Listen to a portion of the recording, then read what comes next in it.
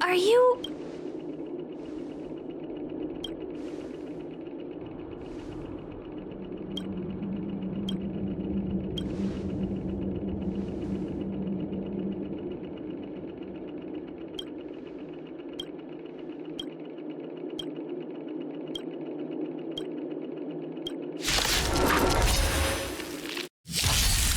Bear witness to Trickier to crack. Time for a buzz. A quick divination. Together as one. Free will, or was it fate on the still waters of oblivion? Don't mess with me. I'll free you from your disappear among the sea of butterflies. Illusions of the past. let the duel commence. Put forth all your might. Yin and yang. Flesh. Can I have fun this time? This combat needs a... This is double speed. Converge and awaken. Another journey All begins. things in the human creations.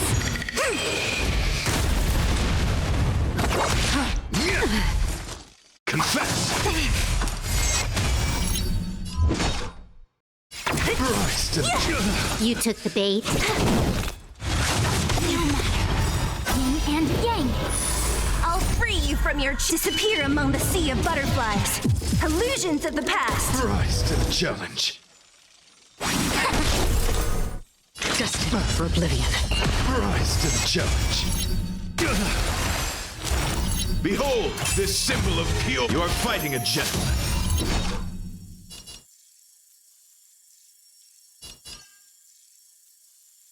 Who's next? Time for a buzz. This combat needs a... This is double speed. I see through you. Together as one. Free will, or was it fate? What a headache.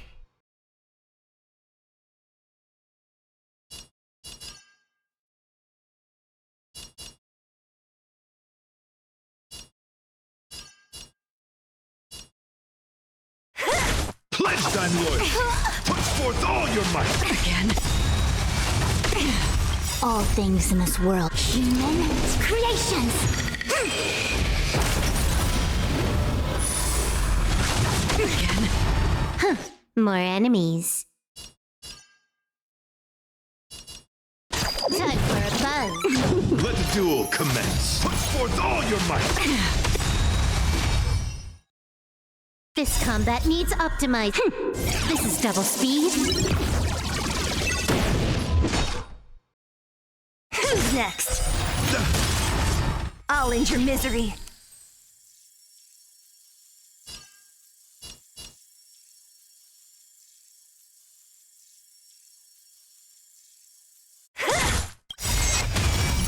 I'll free you from your chain. Disappear among the sea of butterflies. Illusions of the past.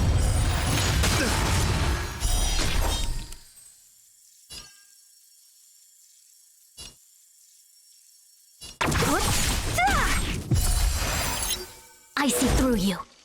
Together as one. Rise to Don't the mess with me. Time for a buzz. Bear witness to... You are fighting a gentleman. A quick divination. Free will, or was it fate? Destined for oblivion. I weep for the departed. It too shall fall. What a headache. Who's next? I'll end your misery. Disappear among the sea of butterflies. Illusions of the past. Can I have fun this time? Time for a buzz.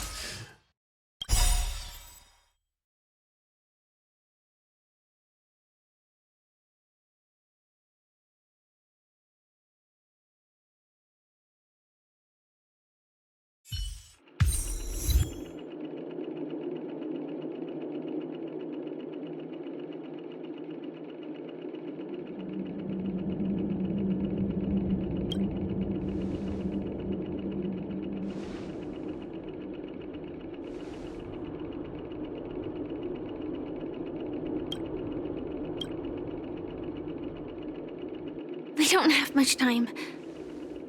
May fate allow us to meet again, Knight of Beauty. In that case, let's make our way to the end. Penacony's really thronging with talent. I hope we make it in time.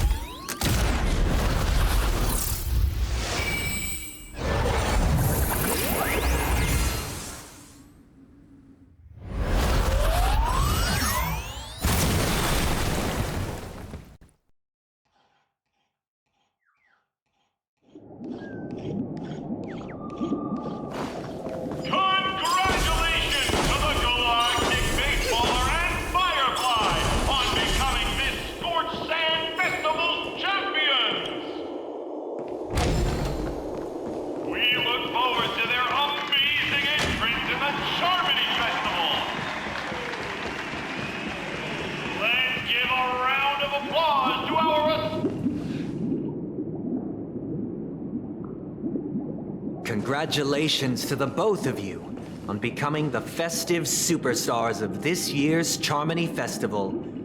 Before entering the Grand Theater, I, on behalf of the organizers, extend my sincere congratulations to you, wishing you joy under their radiance.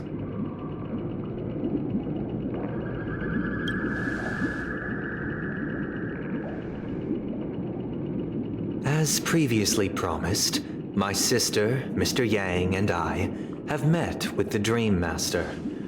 We delved into the truth about Penacony and its Stellaron, and have come to a consensus. Both I and the Oak family cannot acquiesce to your request. Just as expected. We acknowledge the perspective of you, Nameless. Penacony does require change, but not as you propose. The planet of festivities cannot and will not revert to a place characterized by chaos, disorder, or anarchy. Through your journey of overcoming obstacles, you must have glimpsed the essence of that era. The vulnerable ruthlessly eliminated, equality non-existent, common folk living precarious lives, eking out a dreary existence. Ultimately, only heroes like yourselves manage to achieve success. But I would dare ask, if you did not possess the special status of having a Stellaron, and you were but an anonymous and frail member among the masses, which Penacony would you prefer? A dystopia for the survival of the fittest, or a sweet dream paradise for all?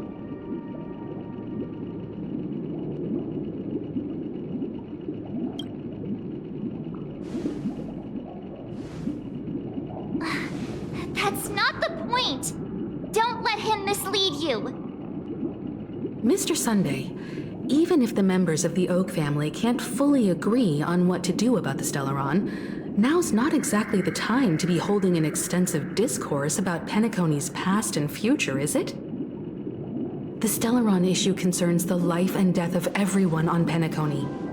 If anyone has a better suggestion, the crew is more than willing to listen. Also, it'd be best to tell us the ins and outs of that meeting. This way, we'll at least know what Welt and Ms. Robin are dealing with, and the reason why they failed to make our appointment. Ah, Navigator. That is precisely my intention. With all present, Let's begin by discussing the details of that meeting. Let's talk about our tribulations and choices, our ideals and beliefs, and our final course of action. The only path to take.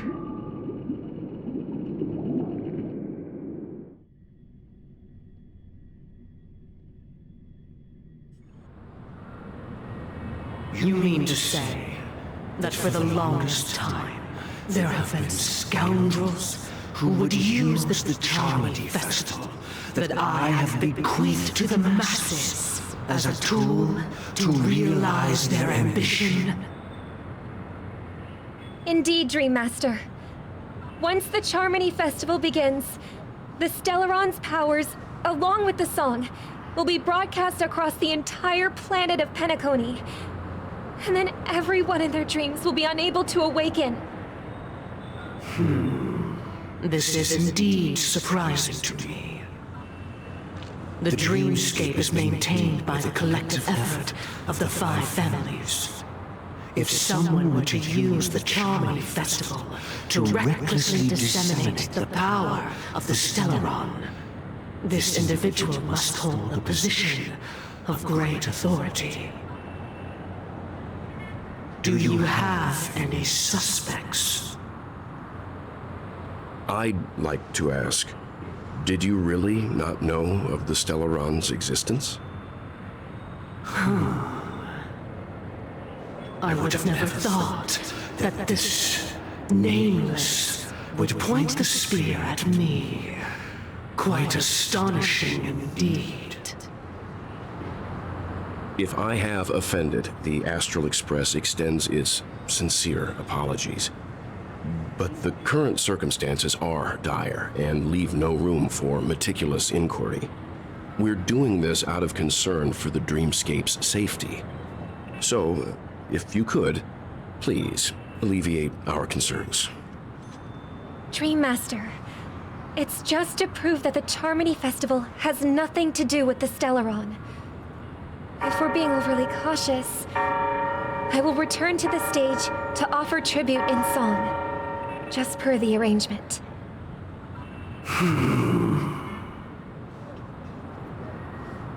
Sunday, Robin, I've watched you two grow up and know your dispositions like the back of my hand. Both of you, right now, can surely be lauded as their most devout advocates. I already know your resolve. The magnitude of this matter is enormous and cannot be taken lightly. Since Mr. Yang has asked with such earnestness, I will personally respond in kind.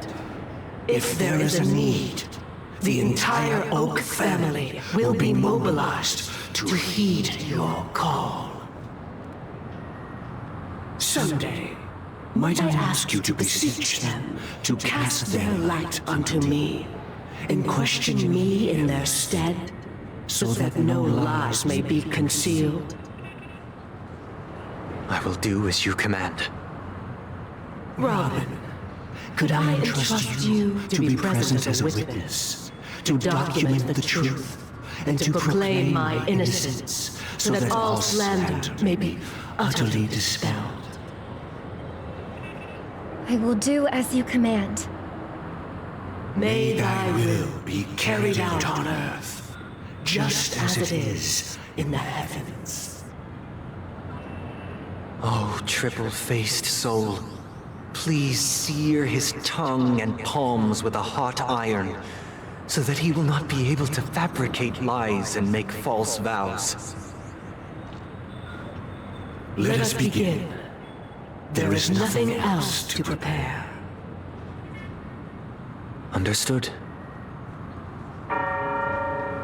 Question. Have you devoted your life to your god, never worshipping other gods? Naturally. Do you love your god as you do yourself, always heeding their admonishments? Naturally. have you strayed from the path expected by your god, betraying their name?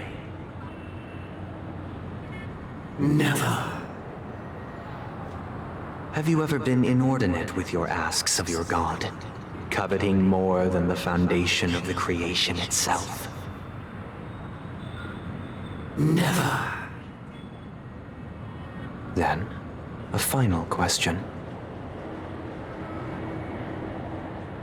Do you swear to fulfill all vows, past, present, and future?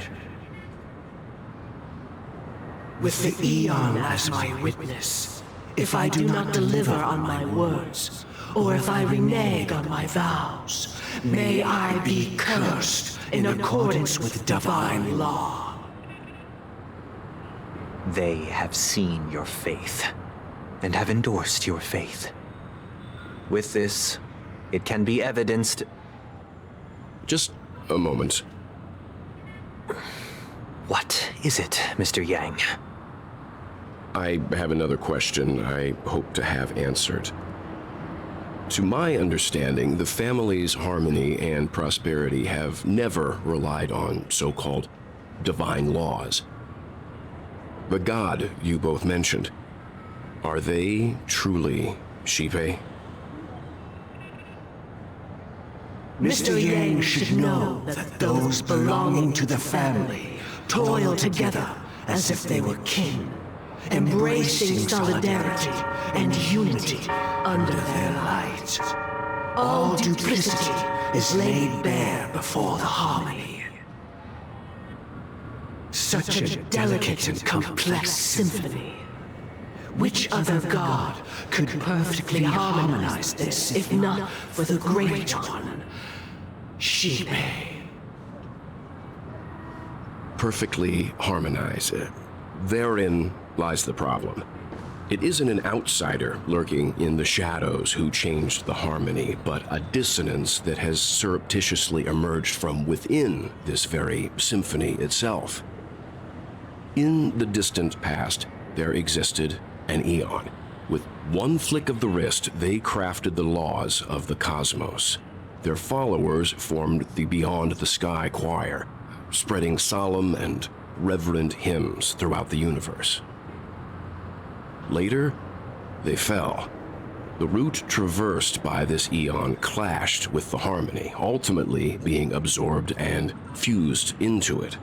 The chorus that once reverberated across worlds fell silent, and when it echoed anew, it was transformed into the hymn of harmony. Though an Eon may perish, paths with no masters still linger. In the all-forgiving harmony, echoes of bygone dissonance may subtly arise. Mr. Yang. Being overly astute can be a detriment. Especially when you find yourself alone and without allies. So this is how it is. For the sake of our grand cause, Sunday, please afford these two an opportunity to rest. What?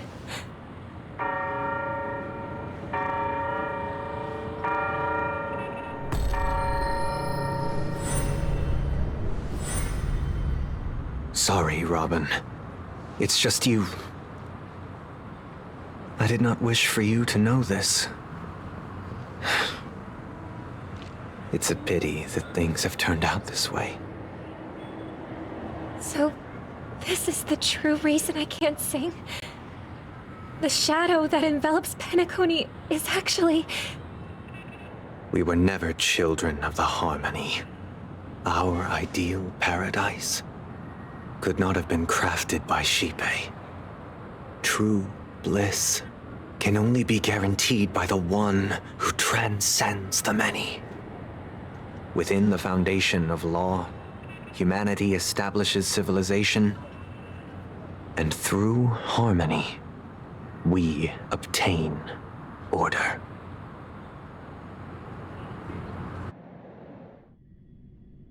Unbelievable. To think that there would be remnants of the Order on Penacony. What have you done with Mr. Yang and Miss Robin? Don't worry. I just gave them some time alone to ponder their fates. You should know that these actions make you an enemy of the Astral Express. Should we need to stand against the Nameless, it would only be myself and the Oak family involved.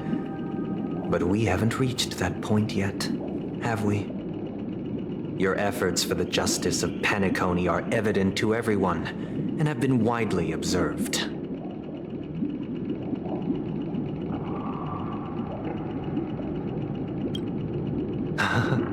Patience is a virtue. However, I won't hold it against you. On the contrary, I'm here to make my intentions clear. If it is the Order that drove you to imprison Welt and Robin, and you're using them to coerce our compliance, then there'll be no point in entertaining any type of discussion. You're mistaken, Miss Himiko. They are in very safe hands, and just as the family has always proclaimed, no one can be harmed in the dreamscape, least of all in the beautiful new world belonging to the Order. Penacony and the entire universe have witnessed far too much innocent bloodshed. The strong wield their blades against the weak, and the victors push the vanquished to the brink of life. Natural selection. The world abides by this principle, establishing the well-being of humanity atop the corpses of the downtrodden. Only we, or rather, I, possess the power to put an end to this farce. So you've decided to resurrect a dead Eon? No one's ever done such a thing. If Miss Himiko is interested, let's draw back the veil and speak candidly. I've always firmly believed that people can understand one another through peaceful means.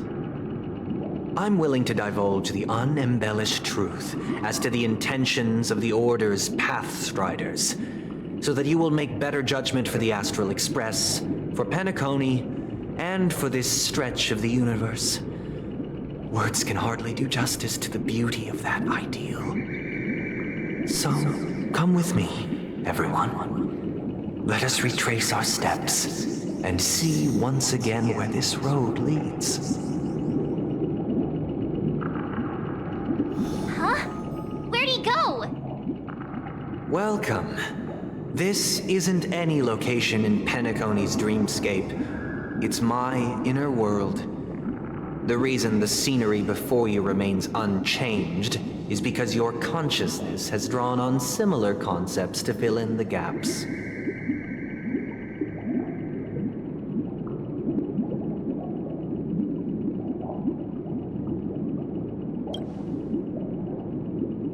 That means... Did you do the same to Welt? It's a tuning process. Stronger in effect and more draining on the mind. The gray-haired guest has experienced it before, so she should understand what it entails. Tuning allows you to intuitively grasp my feelings, which also means that I cannot hide anything from you. Now, everyone, please look at the huge screen. The road we once took begins here. From this point on, you will witness the numerous decisions I've faced. I've selected a portion of these to share with you. I believe after going through similar predicaments, you'll be able to better understand my thoughts. Let's begin. The first decision. A story about a baby bird. This story happened when Robin and I were very young. We were victims of the Stellaron disaster, and the family's Mr. Gopher Wood, who would later become the Dream Master of Penacony, saw that we siblings had no one to turn to and took us in. Later on, Robin and I lived a time with nary a care in the world, One day, after dinner, while my younger sister and I were lounging about in Mr. Gopher Wood's yard, we spotted a fledgling Charmony dove all on its own.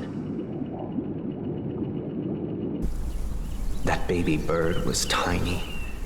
It didn't even have all of its feathers, and it couldn't sing.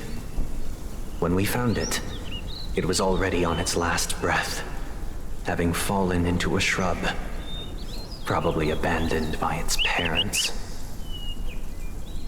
We decided to build a nest for it right there and then. However, thinking back, that winter was unusually cold, with fierce winds at night in the yard, not to mention the many poisonous bugs and wild beasts in the vicinity. It was clear that if we left the fledgling in the yard, it stood no chance of surviving until spring. So, I suggested we take it inside, place it on the shelf by the window, and asked the adults to fashion a cage for it. We decided that when it regained its strength enough to spread its wings, we would release it back into the wild.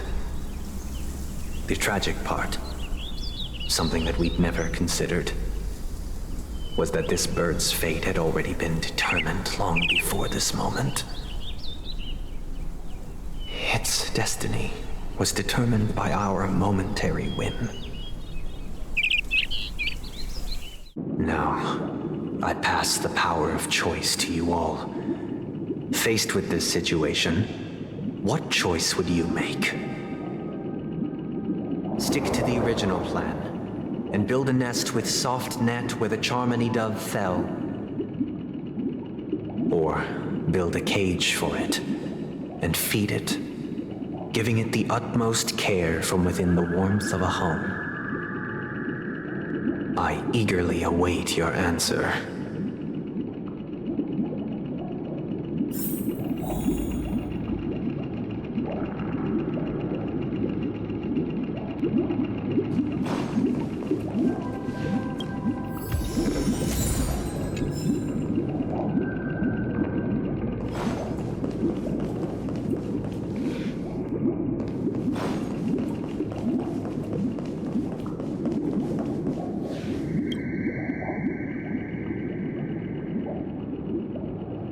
Interesting.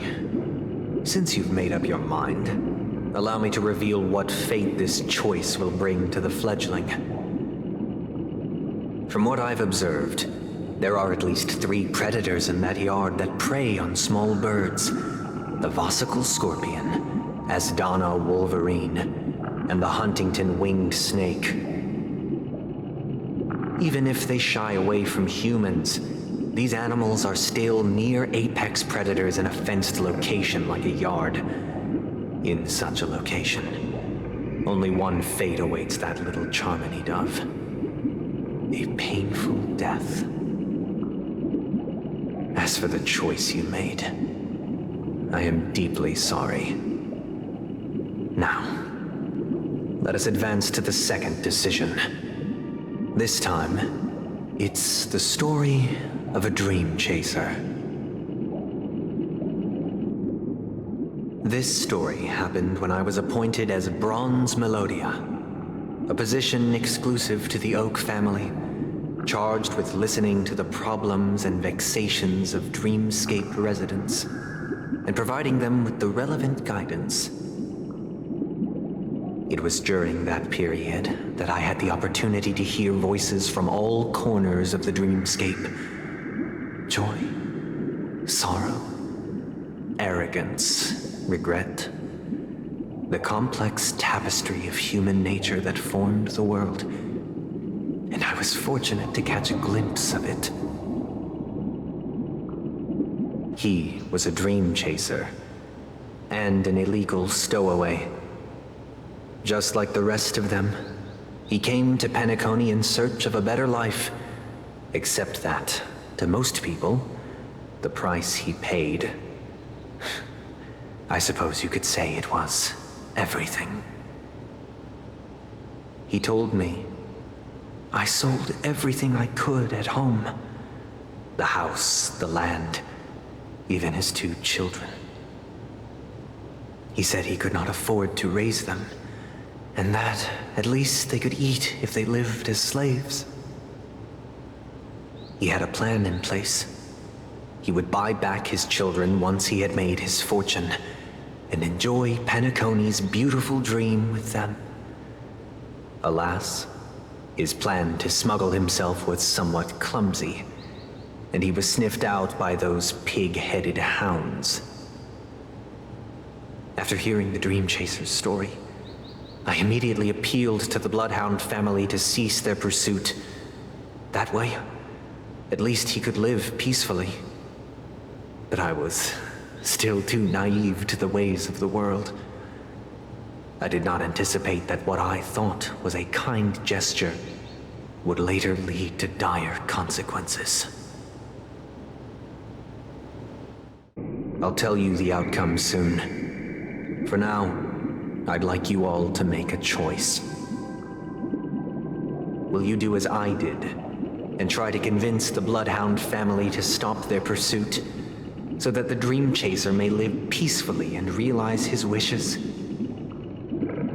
Or will you remain silent, leaving him to languish while the hounds are hot on his heels until his inevitable judgment arrives? I look forward to everyone's decisions. Who knows? Perhaps they might even alter the outcome of this tragedy.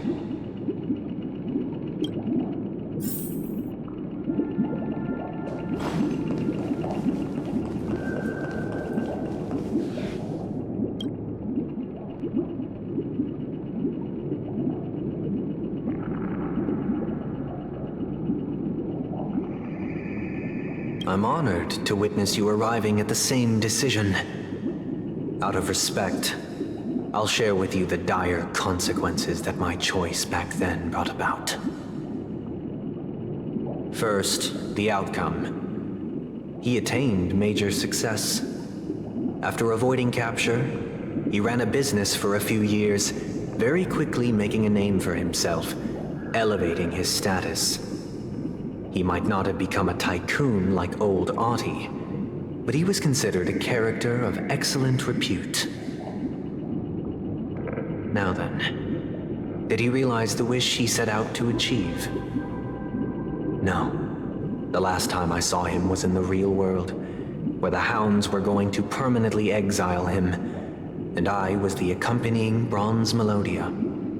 The mission was simple. Listen to the criminal's repentance. He told me the reason he was in this predicament was because he conspired to usurp the head of the Alfalfa family. When I asked him about his 2 children, he instead responded with a question. What children? In the end, my heart aligned with the harmony, and the good deed I dared to undertake held no value, turning instead into a wrongdoing. It created a lamentable oppressor and countless oppressed individuals. As to your choice, I once again offer my heartfelt apologies.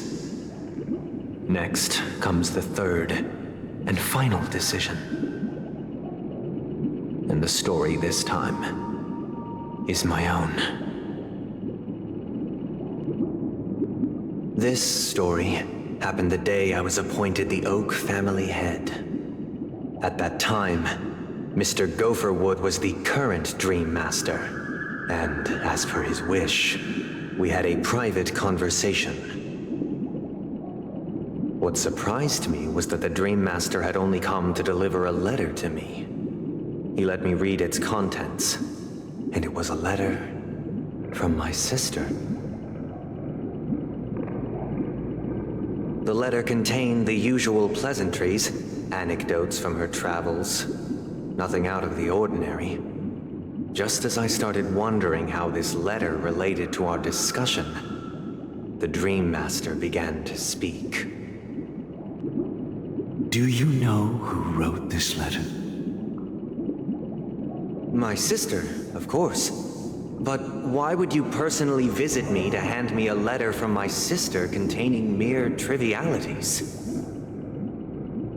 To help you grasp the full scope of this issue, do you know where Robin is at this moment?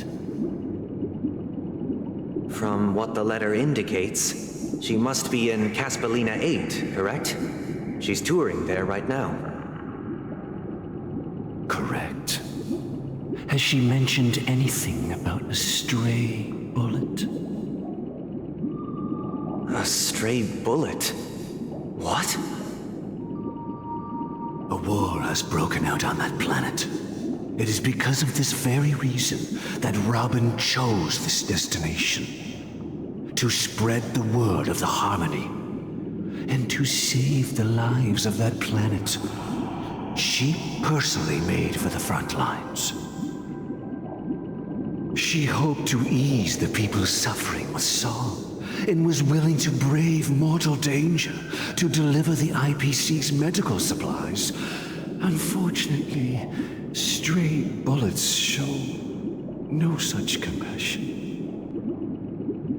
Is she all right?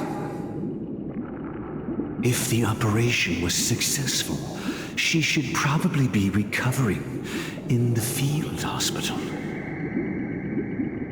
By the eon above, the bullet struck her neck directly, yet possibly as a reward for her consistent deeds of harmony, it didn't hit any vital arteries.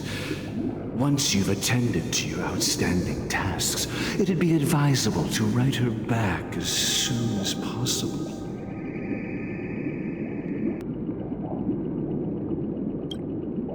Those damned savages! I'll pack my bags right away. My gratitude for bringing this to my attention, Mr. Gopherwood. Now you understand why she always wears such elaborate neck ornaments, don't you? How could this happen? Miss Robin. It's all in the past, so please don't worry. I share this in the meager hope that you will understand the Harmony's limitations and predicament. As grandiose as the strong defending the weak sounds, many times, it is nothing more than wishful thinking.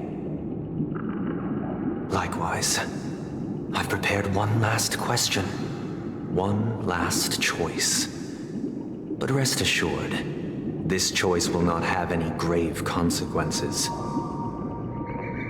Because this is merely a figment of imagination, a nightmare that has haunted me through countless nights. If you ever had the opportunity to make a choice like I did, would you still support Robin's journey on the path of harmony?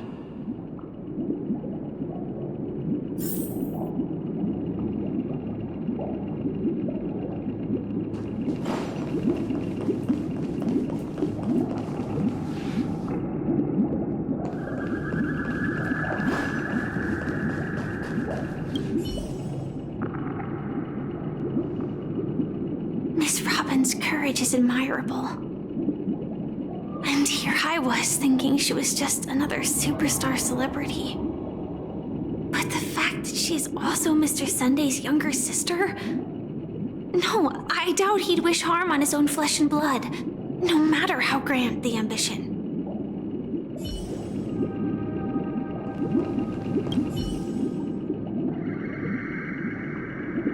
I often feel like I've dreamt of similar scenes on certain nights. In the dream, I see blurry faces. I don't know who they are, but I sympathize with all of them, fighting for survival against some unfathomable force. Their confusion and fear are lucid to me, but I also remember they chose never to give up. Just like Miss Robin. If Mr. Sunday's question leaves you puzzled, you should find the answer from your own experiences. With each trailblaze, dangers and tribulations will surely follow. But would you ever back away? Would you stop March and Don Hung from reaching their next destination? I believe you have an answer of your own in your heart.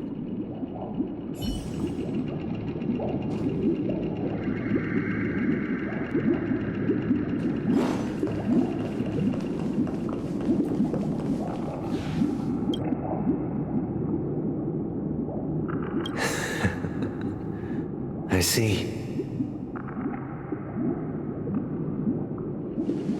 I am now aware of everyone's stances. Raising these questions merely serves to illustrate one point.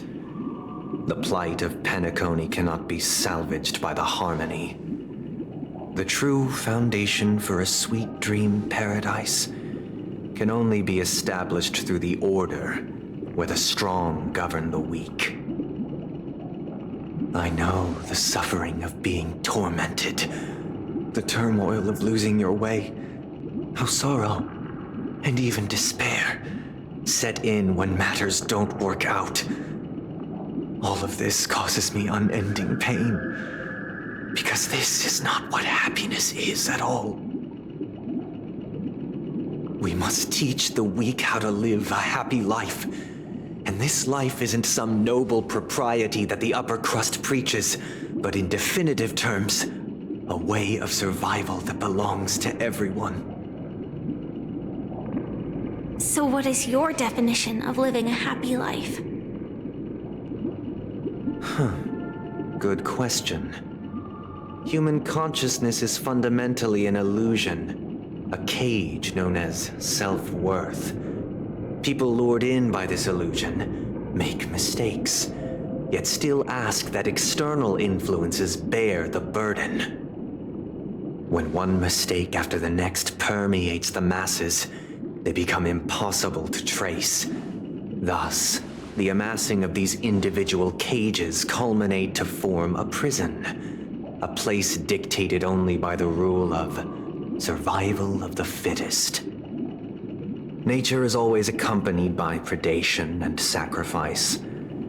Its antithesis is known as order. That is what I want to do. Unite people's happiness under the banner of order. They won't need to make bitter choices any longer, nor face the weaknesses of humanity. They can cast aside their primal instincts to build a haven for mankind. Simply describing thoughts is far too abstract, so allow me to provide a simple example. As you all may know, there are societal norms like weekends and long weekends that exist on some worlds. During these hard-earned rest days, people are given the chance to extricate themselves from the stresses of everyday life, allowing a certain tranquility to return to their souls. And it is only on these days that people do not have to adhere to the law where the strong prey on the weak. They can live out their lives happily during these brief intermissions. It's just a pity that 2 or 3 days are still too fleeting compared to the span of a lifetime. From where I stand, society's ideal system should be 7 rest days. Following Sunday, there should ensue a second, a third, and indeed an infinite procession of Sundays. This should be the face of the new world. Idyllic, eternal, peaceful days. And thus, every person can return to their base selves in this utopia. Some gaze in reverence at the stars, pouring their whole beings into calculating the distance between us and the isolated world of Pagana. Meanwhile, some seek refuge in quiet corners, holding one another, unencumbered by the chains of unwelcome obligations. There would be no need to bear the hardships of reality. Only in this way can humanity face the inevitable end with the purest of spirit, living a life of dignity. This is what it is to live in bliss. Miss Firefly, you who are stricken with entropy loss syndrome, You of all would surely understand this.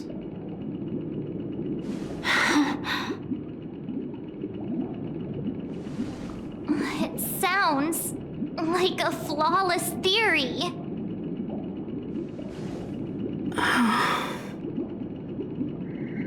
But what is the price to attain all this? The cost is minute, merely a personal and eternal sacrifice. If this paradise is to be maintained for everyone, someone must remain trapped in solitary awakening until the end of the cosmos. Awakening. Which means that this so-called paradise is still a dream. Stepping into this paradise means forsaking reality, correct? It is not forsaking, but transcending. Flesh, blood, sorrow, weakness. If the physical is the root of spiritual suffering, it is only logical that we defeat it. But in this supposed bliss, people won't have defeated their demons. The chance to overcome their tribulations would be forever lost to them. In other words, it is an escape. That's another way of understanding it.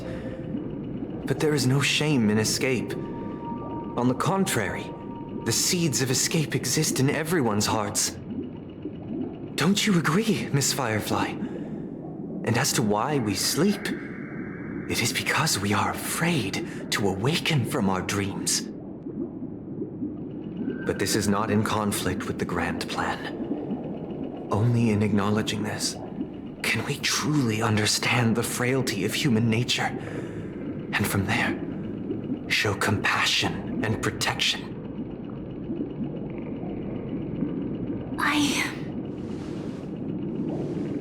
I admit that you are a born leader. Your perspective on humanity brims with pessimism. Yet you express compassion for all, even when your heart pities them. But unlike you, I live for the self. From my perspective, individuals making choices for themselves is their birthright. The want to escape may be innate in the weak. But whether they are weak or not, it is not up to another to decide. Perhaps in your mind, you also view me as weak?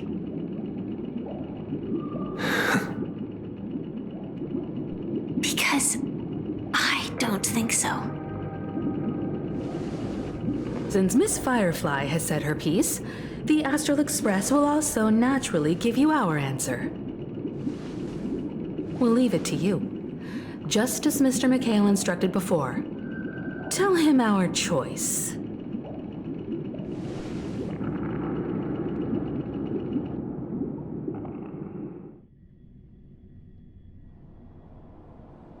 What is this place?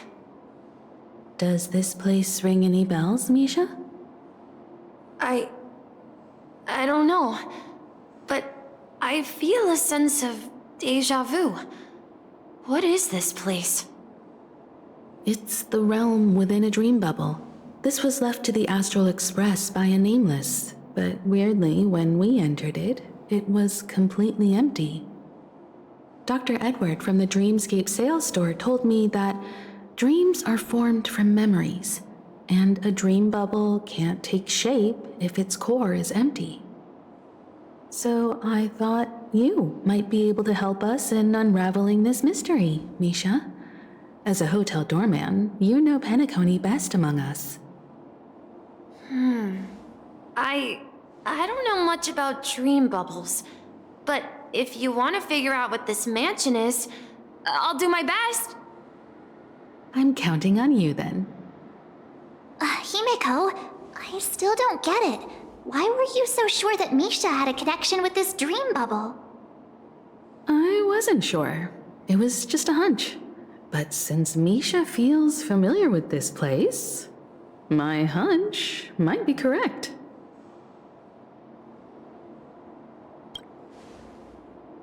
Exactly. This is where you and Firefly encountered death, which we now know as dormancy. Considering its connection to Dreamflux Reef, it's not surprising it appeared here. The question now is, who brought you here? Based on the clues we have so far, it's unlikely to be that masked fool, so identifying them is crucial to us. We're drawing closer to the truth once more. Let's give Misha some time, as I believe he'll unveil the secret of this dream bubble. All right, but there are doors all over the place. Which one should we choose? Do you have any idea, Misha? I guess... maybe this way?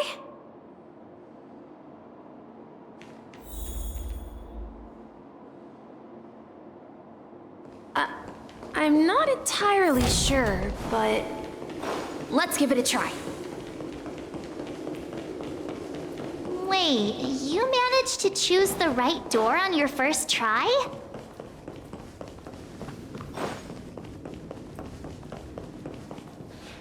Weird. This place is quite different from the hotel. But I feel like I've been here before, and even lived here for a while. If I remember correctly, there should be a fireplace down that hallway. Clocky and I used to sit by the fire, listening to the crackling of firewood. And the room on the other side was the toy room. I loved spreading out all the toys from the box on the floor and making up stories for each of them. Hold on. This doesn't make sense. Didn't I grow up in Dreamflux Reef? So, what is this place? This could be a case of amnesia. Don't worry, Misha. It's common for everyone to forget certain aspects of the past. Those memories haven't vanished. They're just lying in the depths of your mind. We can surely get them back. Since this place seems familiar to you, why don't we explore a few more rooms and see if you can recall anything more? Yeah, then let's check out the rooms I just mentioned.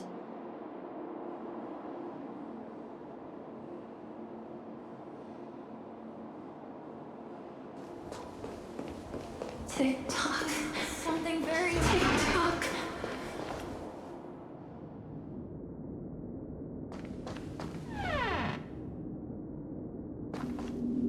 I heard some noises from the room. Origami Bird? That's a friend of mine. You and Origami Bird are friends? Yeah. It's a member of the Compass crew, just like Clocky and Miss Mirror. And there's more than just one Origami Bird. They are a big family with lots of brothers and sisters who look the same.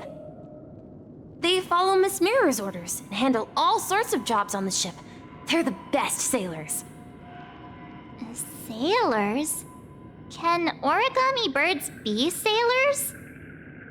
Could you tell us more about the Compass, Misha? The Compass is a ship bound for the New World. Clocky and his partners travel through layers of fog to the depths of the sea.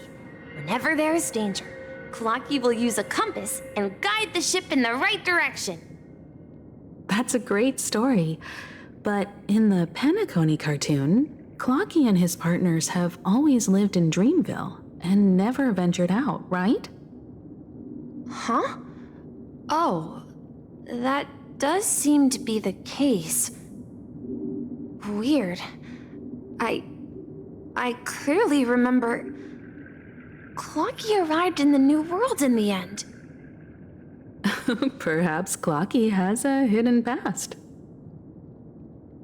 So, where has Clocky gone? Did he leave to protect Dreamville?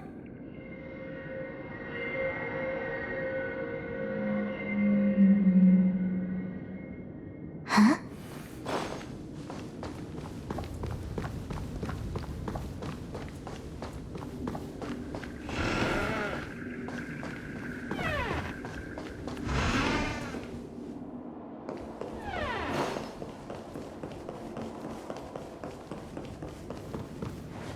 Mikhail, that's the name.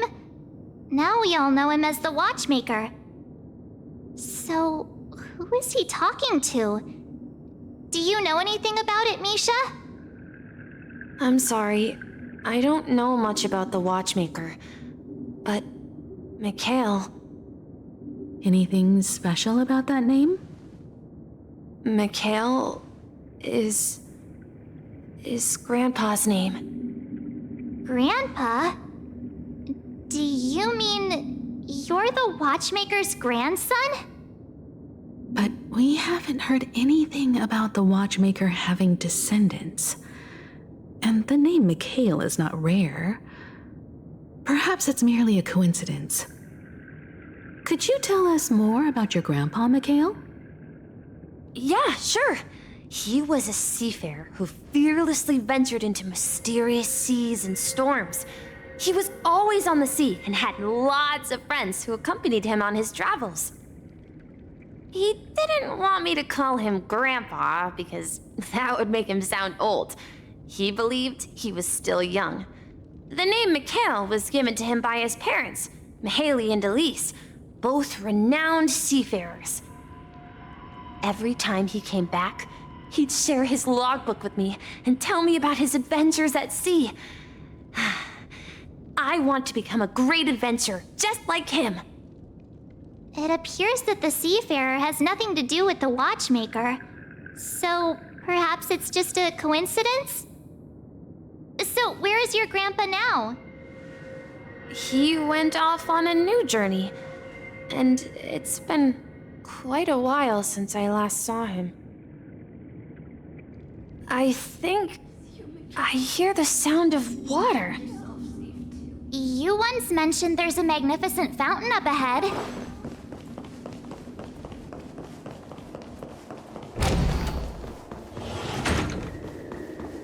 Look, there it is!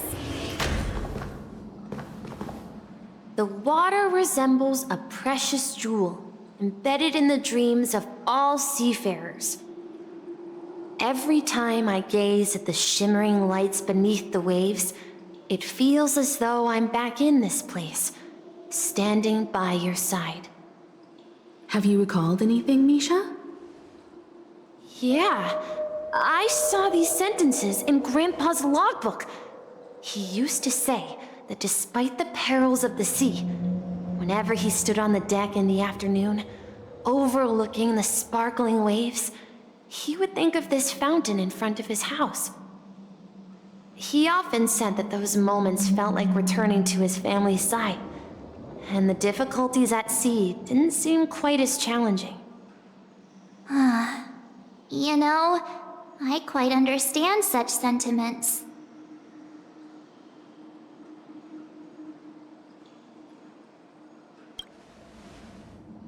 I'm not an elder. I was just being a bit sentimental. Perhaps every adventurer far from home carries a fountain within their soul. Even though the other side of the sea remains shrouded in the unknown, the fountain in front of his house serves as a compass, leading him back to his cherished ones. Yeah, while Grandpa was at home, we would stand by the fountain and place the compass, a toy boat that I made, into the pool. Back then, I would ask him when I could go on adventures like him, and he would always laugh and say I was still too young. It seems this Mikhail is truly a seafarer and has nothing to do with the Watchmaker.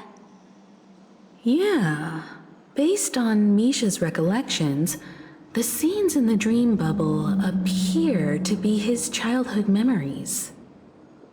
But this raises more questions. According to Misha, he was clearly born on an oceanic planet and led an ordinary life, with no connection to Penacony at all. Could this be some sort of metaphor? Perhaps the sea refers to the memory zone. I'm sorry. I don't know, but my memories keep pouring out uncontrollably, like water flowing from a fountain. Perhaps I'll remember more things if we go further. Share your burden. We're going to the opposite side, right? No, we should turn left here. Huh? Something feels different about this place. Up ahead is Grandpa's study. It was in that room, and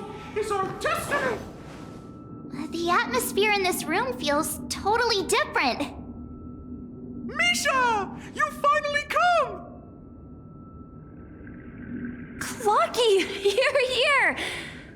Huh. Yeah. This is the room where we first met each other. Are those books on the bookshelf logbooks left behind by that seafarer? Yeah.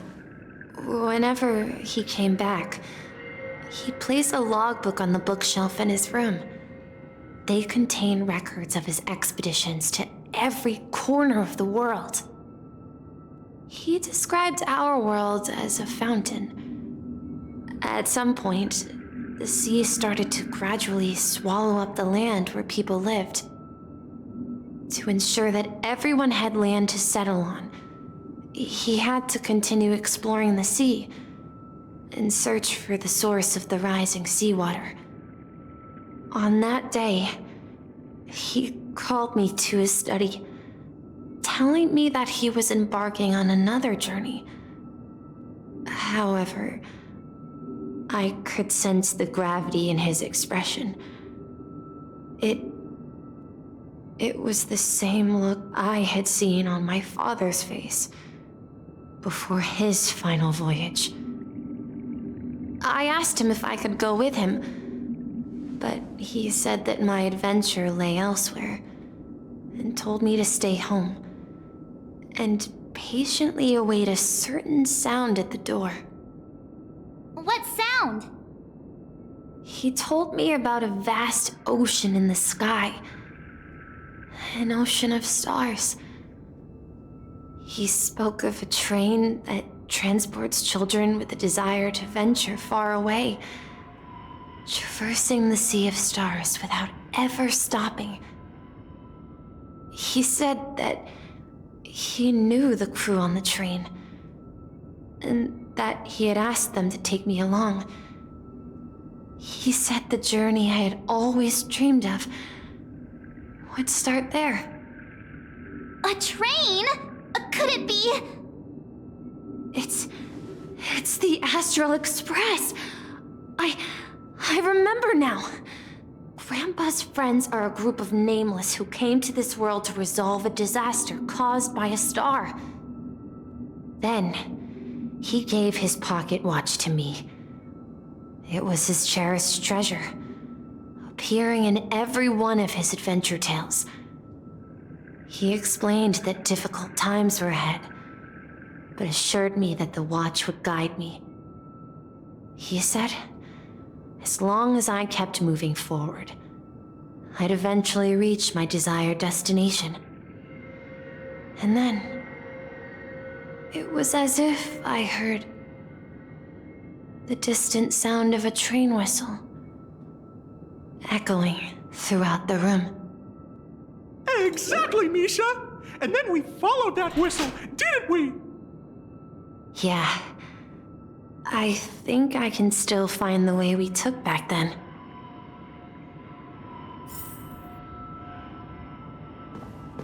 This is the dream jigsaw, right? Do you remember? You said you obtained a mysterious shard when you stumbled into this place. Hey, Hey, the shape seems to match. So this shard is also connected to Misha? Looks like we're just one step from revealing the truth. Let's get to the other side and investigate.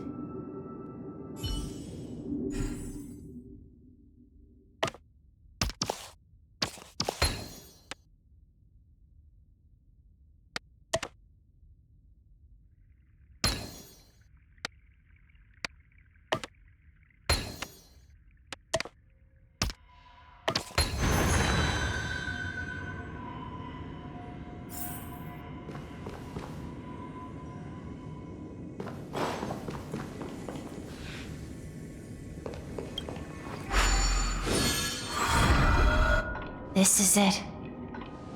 This is my room of clocks. While I spent my time waiting for Grandpa to return from his voyage, Walter gave me this workshop, and it became my secret base. Here, I learned how to repair clockwork and gears out of my fondness of precision mechanics. In my dreams, I was the captain of the compass, embarking on adventures with my companions, Clocky and Miss Mirror, in search of the new world. I was born and raised here. So, this building in the dream bubble is your childhood home? Yes, but not exactly. To be more precise, this dream bubble itself is my home. Looks like you've remembered everything now. Wait. Why does it feel like everyone else knows something I don't?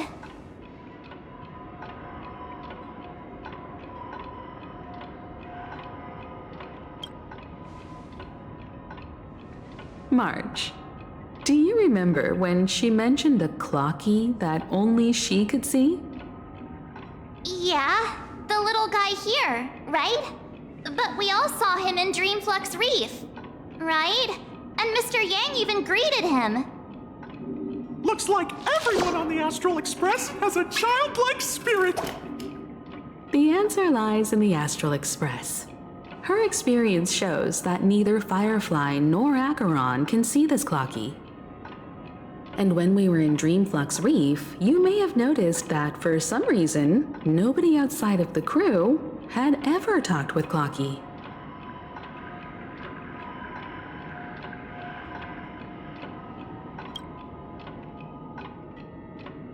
A mimetic life that can only be seen by a select few?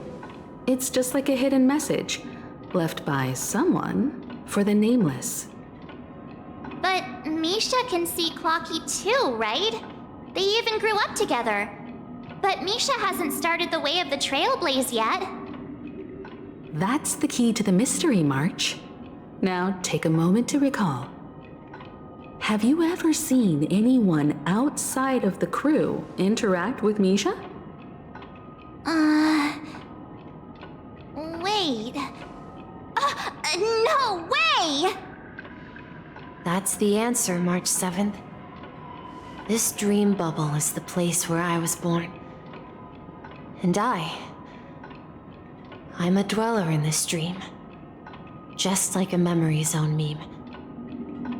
I should have stayed here and waited for you. But when reality and memories merged, I unconsciously pushed open that door and left the bubble with Clocky. So it's not that the Watchmaker's dream bubble is empty, but rather the stuff inside ran away? And the whistle you heard, was the sound of the Express arriving at Penacony? That's one way to see it, but I believe there's a longer story behind all this. It's best for Misha himself to explain all the details. How about we start with your name? Now, should we call you Misha, or...? Thank you all for helping me rediscover my true self. Now, please allow me to reintroduce myself.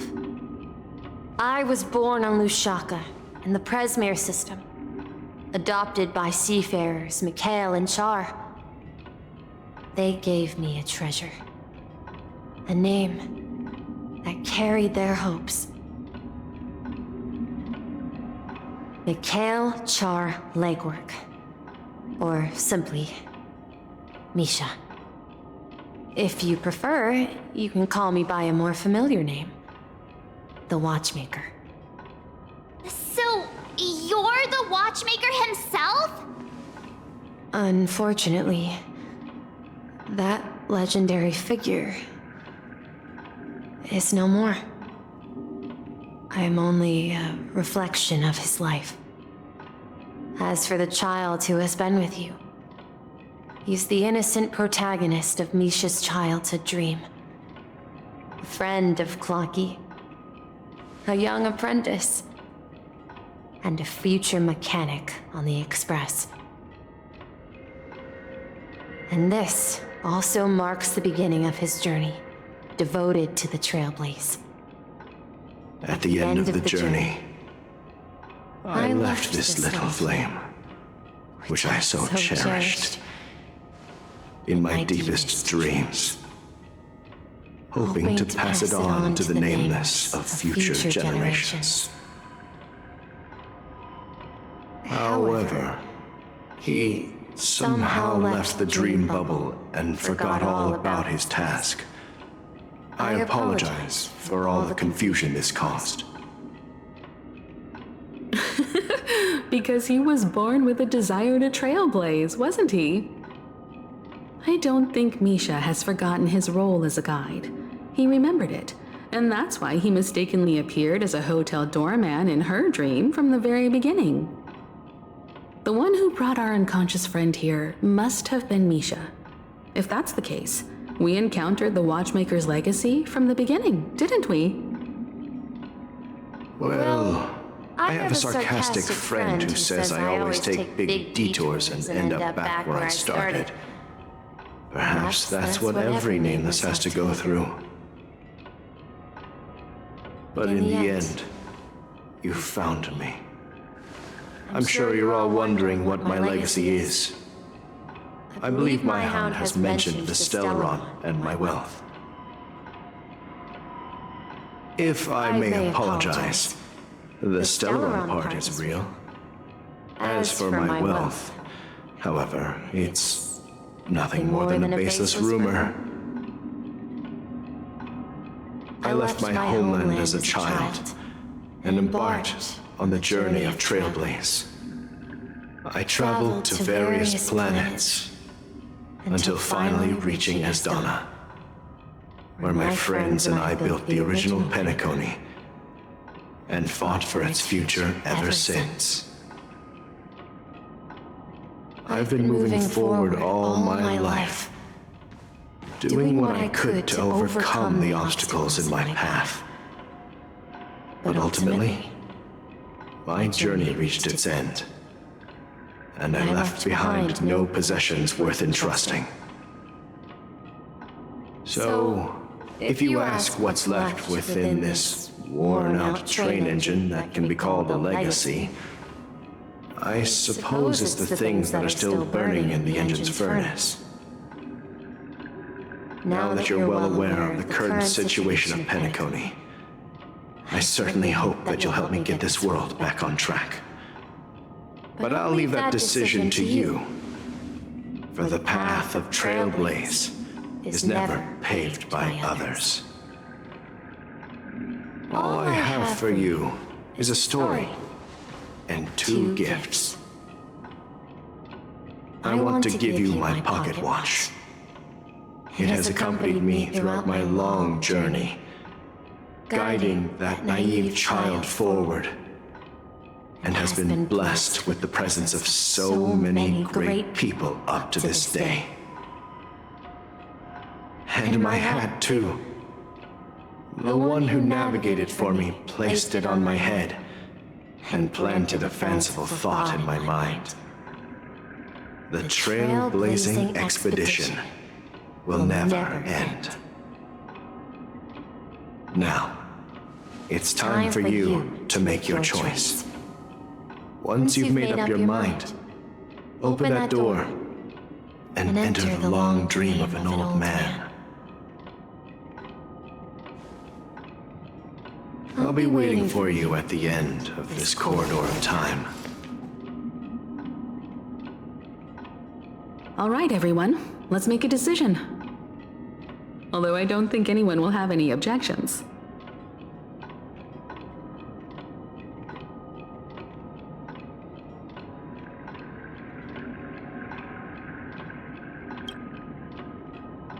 Of course.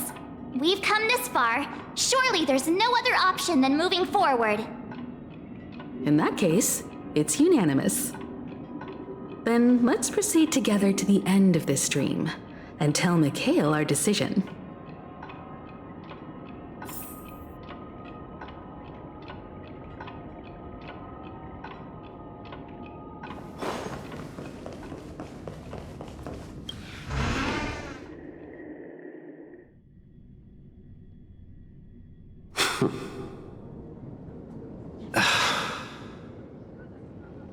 Mikhail, where are you going?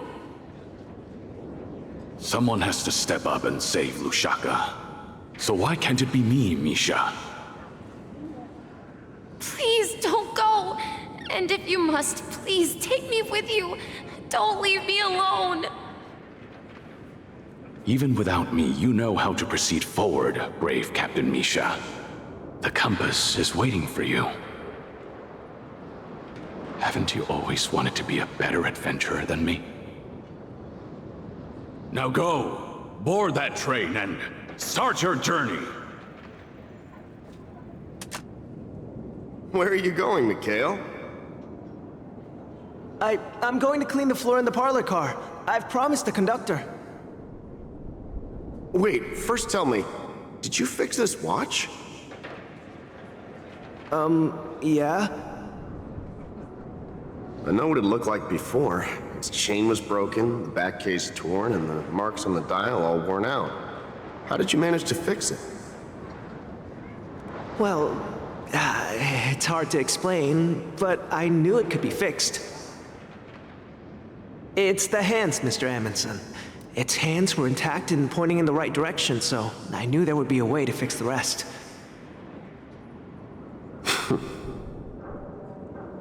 I see. You'll work with me from now on. Haven't you always wanted to tinker with this train? You're its mechanic now. As for the conductor, I'll do the talking. But I only know how to fix watches. Don't worry. You've got what it takes. I'll teach you what you need to know. Where are you going, legwork? It's time to head to our next stop.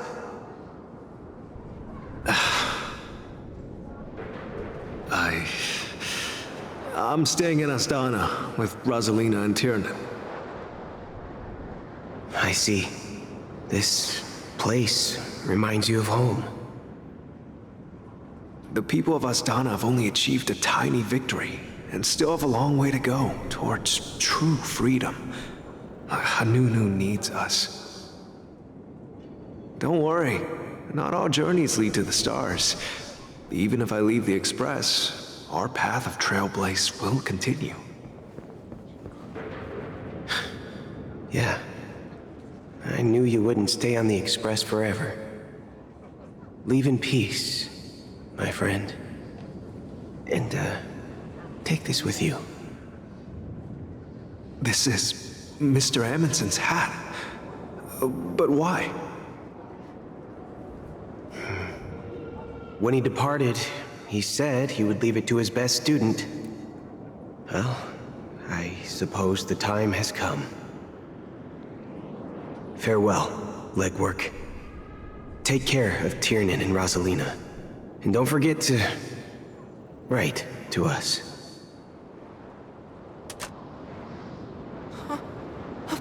Where are you going, Watchmaker? Don't worry, Micah. Just going on a little trip. Someone has to be at the forefront of the interstellar frontier, and I'm the only former Nameless in Pentacony. So why can't it be me? Because you're all we have! Have you forgotten about Tiernan? The cosmos is way more dangerous now. What will happen to Penacony if we lose you too? But what will happen to Penacony if we don't find a way out? Ah, Tiernan. How could I ever forget him? I've spent countless sleepless nights asking myself why I didn't go with him back then. We Nameless won't stop. Don't worry, Micah. It's just a matter of getting back to my old profession. Just wait for me to come back. But if, and it's a big if I don't come back in one piece, then you'll become the next Watchmaker. Where are you going, old man? Oh, you're here. Answer my question. What are you up to? Relax, Gallagher. I just came up with a great idea. Wanna hear it? Oh, come on! Aren't all your ideas just ways to get yourself killed? I may be blunt here, but you're the last remaining hero in Penacony. If you die too, the secret of the Stellaron will go to the grave with you. Yes, I'm afraid there's no way out in Penacony, so I'll have to consider alternatives beyond Esdonna. We'll organize a festival using the Watchmaker's legacy as a facade, and send invitations to the entire cosmos to gather people here. So, a desperate struggle against the family? Desperate? Don't we have you here, my friend? This task is challenging, but what hasn't been challenging for us along the way? Well, whatever you do, remember, make sure to send an invitation to the Astral Express. Misha! Where are you going? Oh, it's you, Clocky. Take me to Dreamflux Reef. Last night, I had a long dream about the day we met.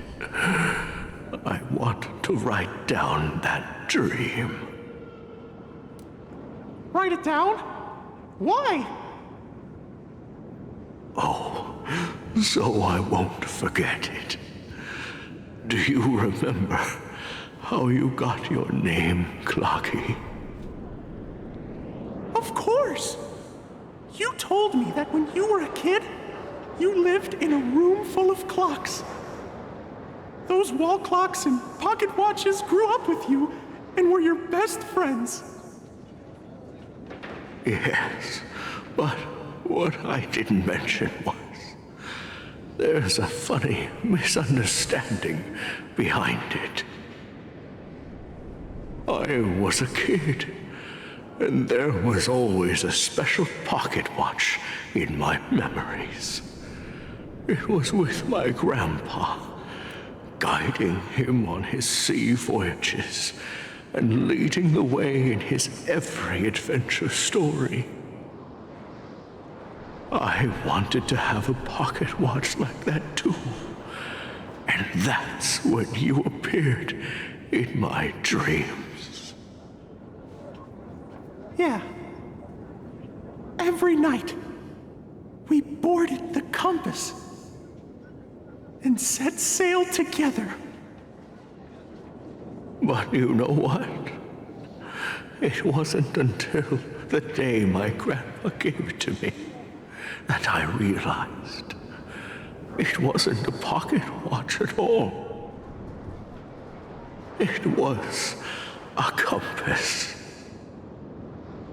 So, your name should have been Compassy. And the Watchmaker is just a nameless.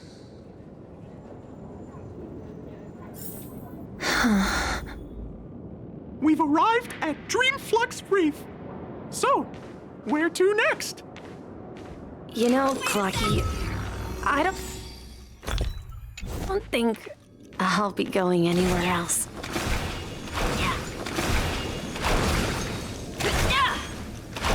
Please, wait a sec!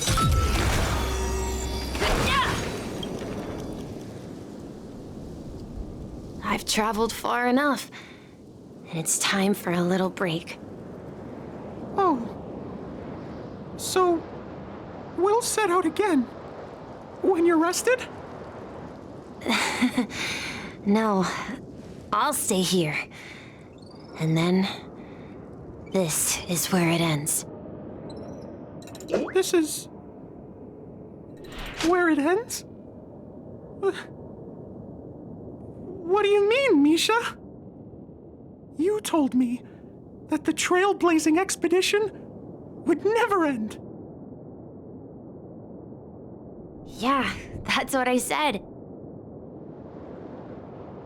So now, it's up to you to decide your next destination. My next destination? What's that supposed to be? I've been following you. Misha? You're acting weird today.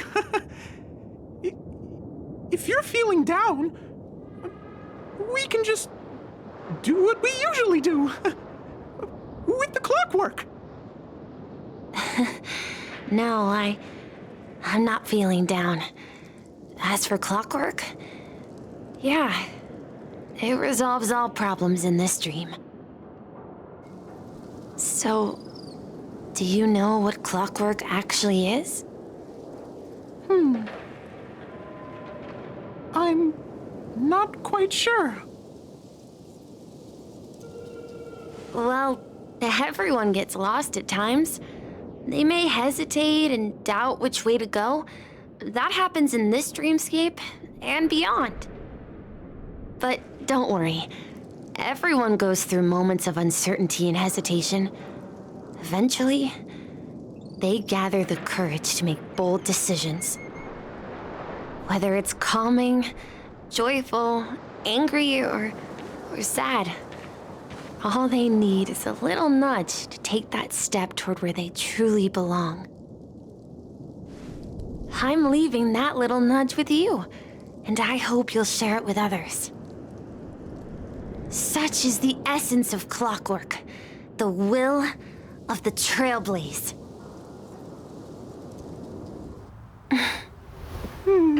Clocky's hands spin around non-stop, indicating confusion, frustration, and weakness. But ultimately, people still need to move forward. Just like your hands, always pointing ahead. This is where my journey ends. From now on, it is your path to walk.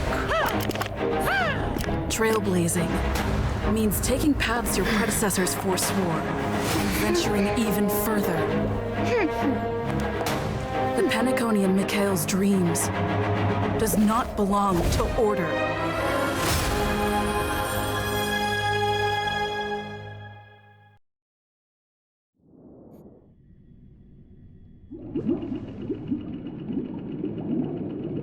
I can't believe that Eon would cast a glance at Penacony at a time like this. Is it because of the resonance from the legacy of the Trailblaze? Or perhaps the bond between you is so strong that it even impresses an Eon? Well, there might be another possibility. Perhaps they want to witness, on behalf of the fallen Eons, who will hold the future of Penacony. If that's the case, on behalf of the Dream Master of Penacony and the 107,336 members of the Oak family, I'm extending a formal invitation to all of you. I'm cordially inviting you all to the Penacony Grand Theater to participate in the upcoming Charmony Festival. And, of course, You won't be in the audience, but on center stage. Since the future of the Stellaron, Penacony, and even the entire cosmos is at stake, let's draw a conclusion there, in all fairness. If you truly believe in Akavili's path, then show me their courage and determination.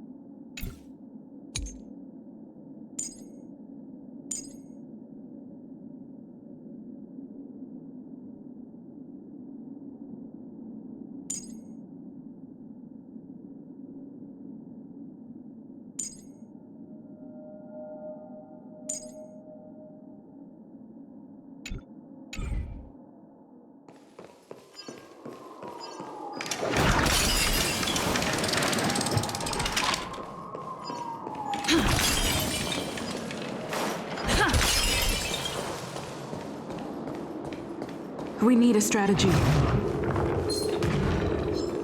Please stay tuned.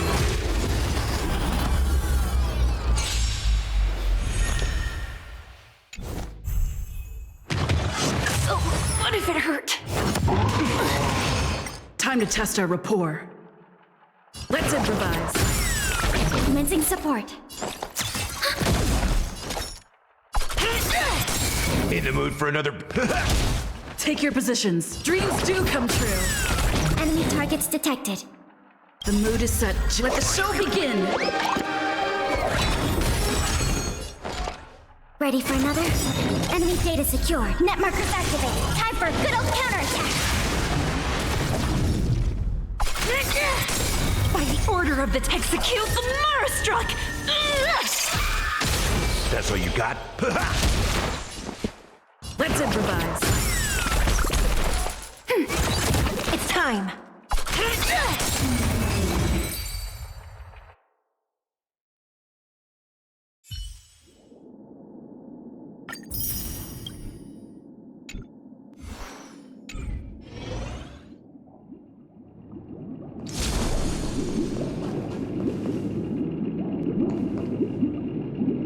Does that mean he wants to fight us during the Charmony Festival? I'm afraid so. This is weird. Aren't Arc villains usually plotting some dirty conspiracy in the end? But he actually said something like, "In all fairness." Could it be that he's underestimating us? Well, in my opinion, Sunday is deeply committed to his own philosophy and genuinely wants to prove that the Order is right. I sensed a strong conviction and a desire for dominance in him. Maybe he won't accept the outcome unless he wins fair and square. That's why he'll give it his all in the upcoming battle.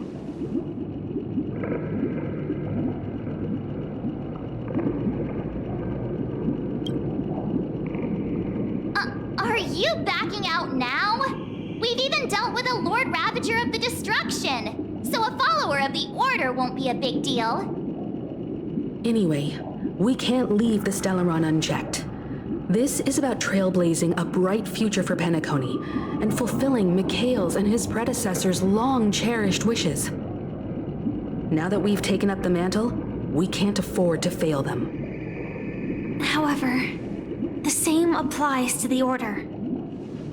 Their plan didn't materialize overnight, and they have the profound collective consciousness of the planet of festivities behind them. The desire to dream. to slumber and escape reality. All those hidden emotions have given birth to the sweet dream of the Order. They've harnessed the will of an entire planet to create an Eon. This confrontation is far more complicated than a simple power struggle. To secure Penacony's future, fighting on the stage alone is not enough. What do you mean? Are you not coming with us? I believe Firefly is trying to say that she's heading off to another battle.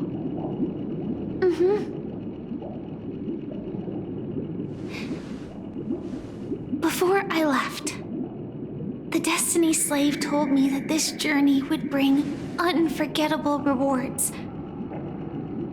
Even though the script he gave me only had a few lines, I couldn't ignore them. Because one of the lines said, "I'll experience death 3 times in the land of the dreams." 3 times? This can't be serious, right?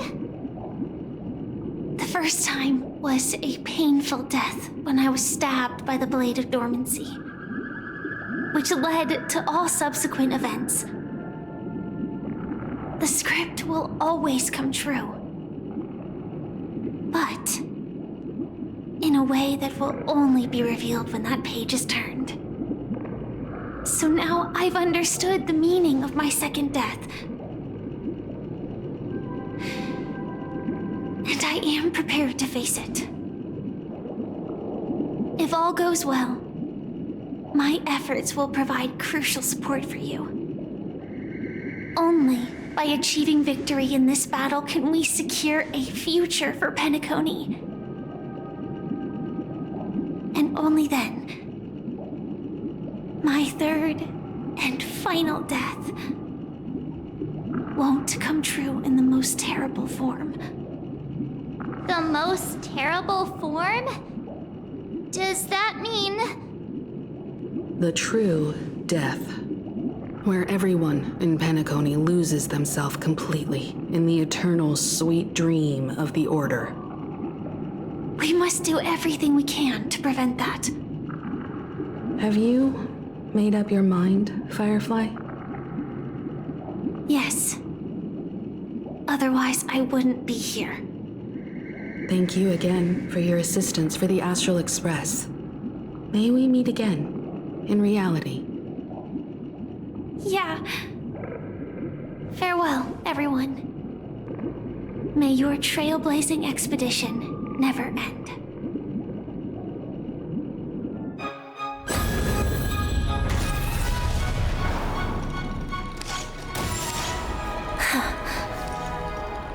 I dreamed of a scorched earth. Everyone, are you ready?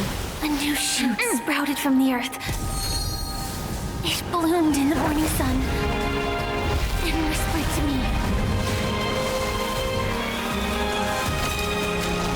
Like fireflies to a flame, my biggest death. May we meet again in reality.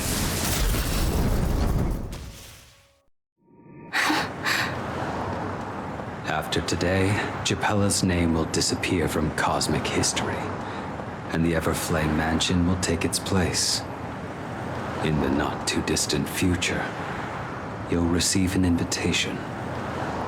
That's your next stop. Land of the dreams. Penacony. I hope you find whatever you seek there. Be it answers or salvation.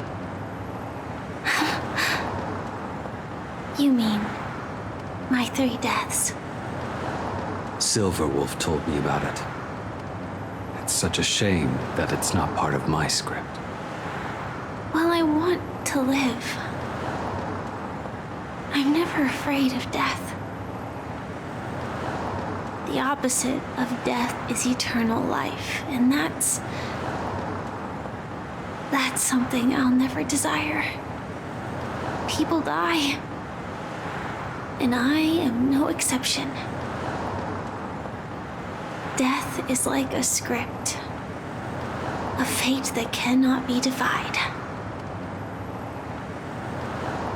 But that's exactly why we have to choose where we want to rest forever. Do you exist just to perish? Are you not the same, Blade? The end you desire is not one dictated by others. If I were to die now, I would only be a weapon. I believe I should die as a human. Though its definition escapes me, isn't this the answer that ordinary people look for their whole lives? A name that can be carved onto their tombstone. The tombstone that belongs to me once bore the inscription, Glamoth's Iron Cavalry. Then it changed to Stellaron Hunter. But one day, it will bear the name Firefly. And all the brilliance she showed at the end of her life.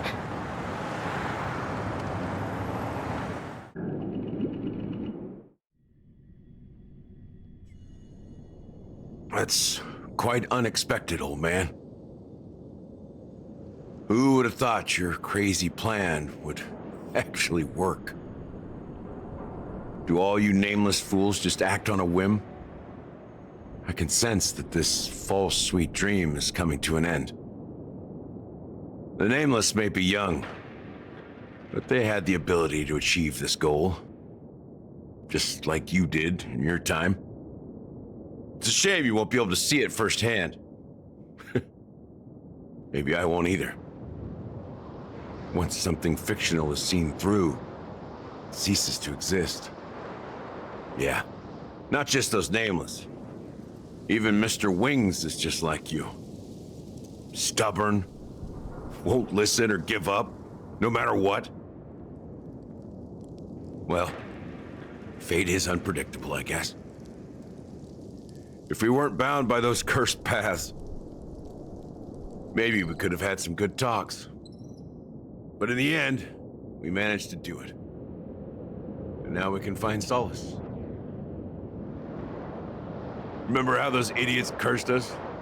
They said, "Go to hell, you worthless traitors." Well, I don't know if they really meant it, but if longing for freedom means going to hell, then I'll be joining you soon, you old fool. Let's get together and have supper again in hell. Oh, I almost forgot. There's one more thing. Here's to you. A glass of hello and goodbye, Trailblazer. To the imperfect tomorrow.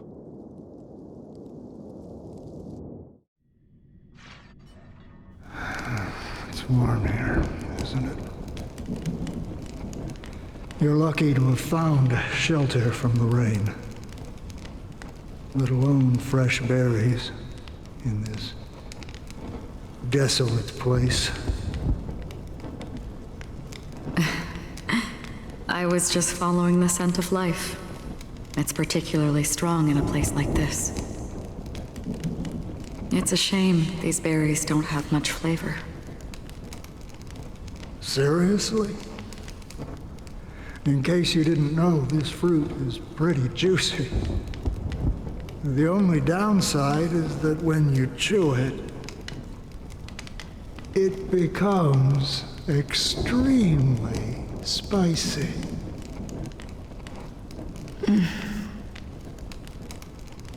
Have you lost your sense of taste?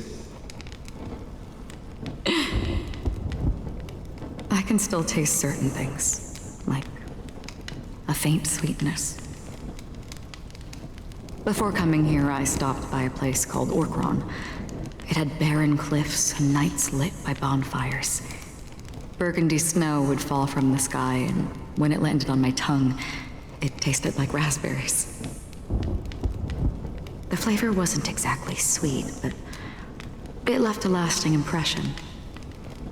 When I think back on my past, I realize that what's tying everything together isn't the big events, but rather these small yet unforgettable moments. Don't worry about it.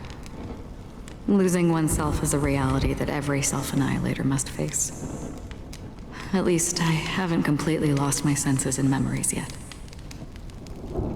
Well, congratulations on adding another footnote to your journey. By the way, are you always alone?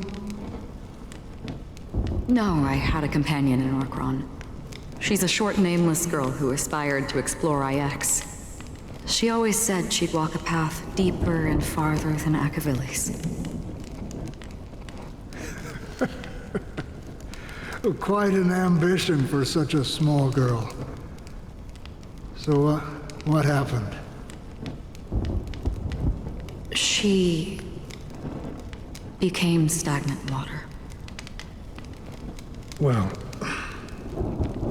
my condolences. Condolences. I don't need them. The girl left with a smile. She never regretted her choice and most definitely wanted me to say goodbye with a smile. So, that's what I did. That's proof that you're grieving for her.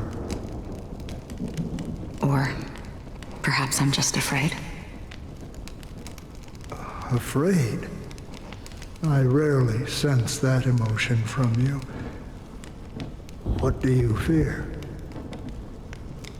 I'm afraid I'll forget the 30 days I spent with her, just like all the other days in my life. Most of them have already washed away with the rain, disappearing into an unseen realm. I fear that those vivid red memories will fade away too. There isn't much color left, and besides this faint, warm red, there's almost nothing. Hard to imagine. A ranger accustomed to bloodshed, destruction, and chaos finding warmth in the red color. Because I have experienced this warmth many times. Long ago, I promised someone that I'd bring it to more people. And that for every remaining moment of my life, I'd strive for a better ending for all. As long as this red color still lingers, I have a chance to fulfill that promise.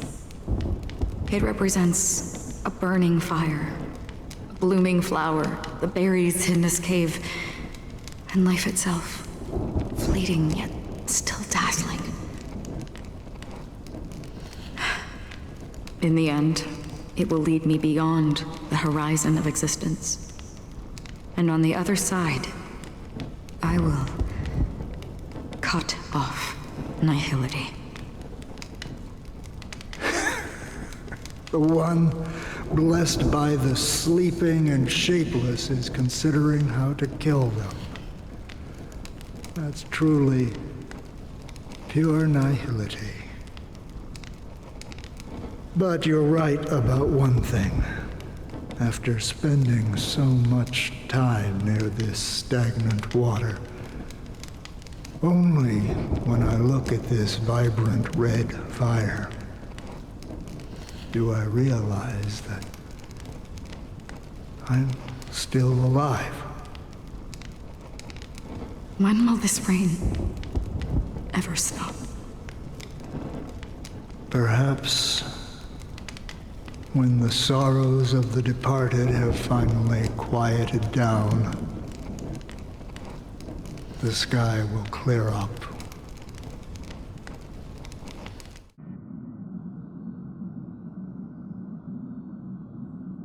Have you heard of a planet named Biari Scamandros, Don Hung? It's one of the Paradise Kingdoms under the influence of the Harmony. A sought-after wonderland for the inhabitants of the Dardanu major and minor systems.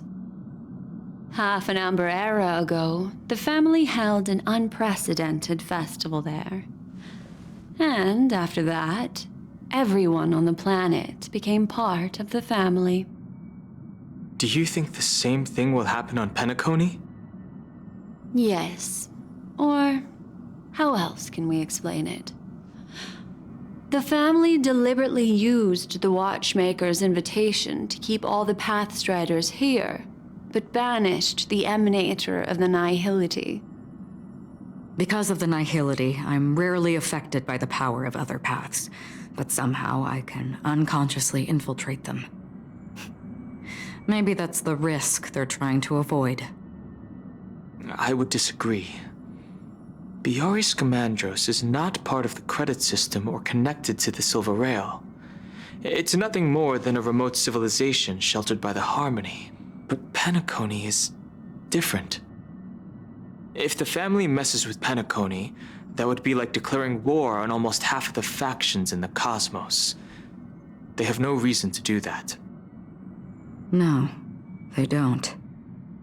If they truly serve the Harmony, that is. What do you mean? The path in Penacony is impure. The Harmony here has impurities. Do you remember the Ancient Swarm disaster? Tazerond, the propagation, brought endless havoc to the universe, and it eventually evolved into a fierce battle among all eons. 2 paths lost their eons in that war, the propagation and the order. Coincidentally, their downfall is related to a certain eon. Shipe, the Harmony.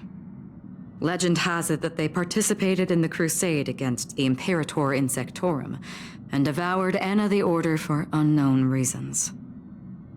Holy forgaroni. So you're saying that the 2 leaderless paths are working behind the scenes?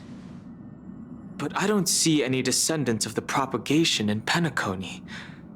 Could it be that the remnants of Beyond the Sky Choir are hiding within the family, trying to resurrect a fallen eon? I can't say for sure, but they're definitely planning something for the Charmony Festival. Holy wabba-boo. Now, this is getting way too complicated. Is this why you want us to leave Astana right away? Are you giving up? The Charmony Festival will start soon. There's one thing that I need to confirm no matter what. A warp jump is the best way to do so. Time is running out. I have another plan.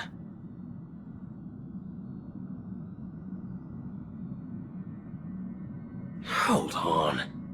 Are you thinking of using the Jade Abacus of Allying Oath? Exactly. The assistance from the Lawful Cloud Knights would be enough. Think it over carefully. You can only use that once in your lifetime. I have considered it thoroughly. My companions are... they're also once-in-a-lifetime treasures.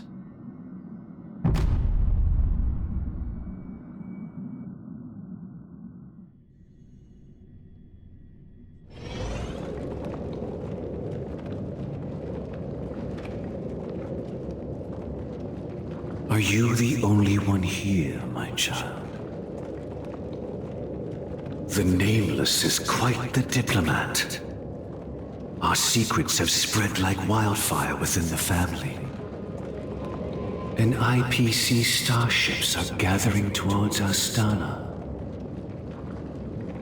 This is a crucial moment for us.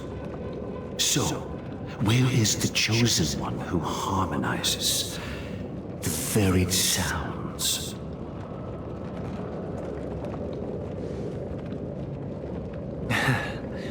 What do you mean, Master? I'm right here in front of you, aren't I? You know, she was supposed to be the star of the Charmony Festival in our plan. But the plan has changed. As her brother, I know she doesn't want to sing for the Order, so I'll take her place. You've always been wise beyond your years. I'm sure you understand the consequences of your choice. If you consider this a betrayal, well, there can't be two suns in the sky. I'll step up and take down the other sun if necessary. Do you believe in karma? If karma exists, then everyone has their own karma. You have yours, and I have mine. And my karma has nothing to do with you, Mr. Gopherwood.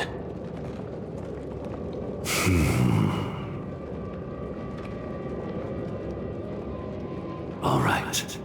Since you're willing to sacrifice yourself for her, I'll grant your wish. Well, the compromise came sooner than expected. Why? You and your sister were born as twins of the Order. And one of you is destined to follow this path to the end.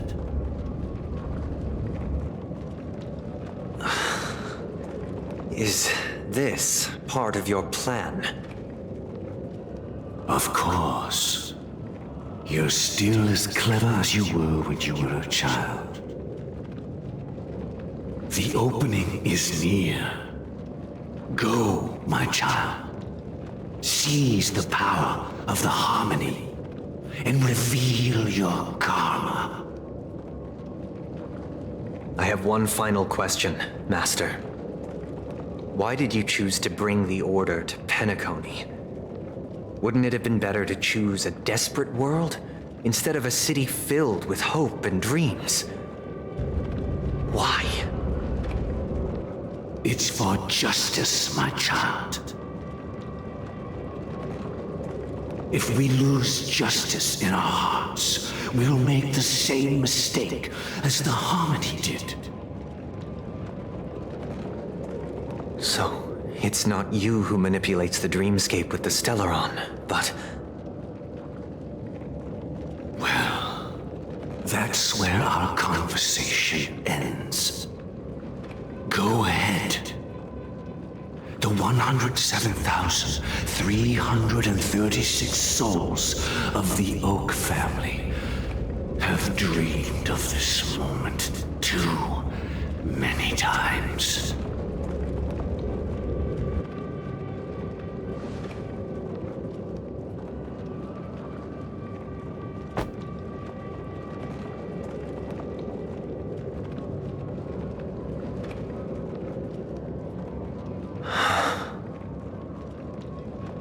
I shall ascend to the heavens, becoming the scorching sun.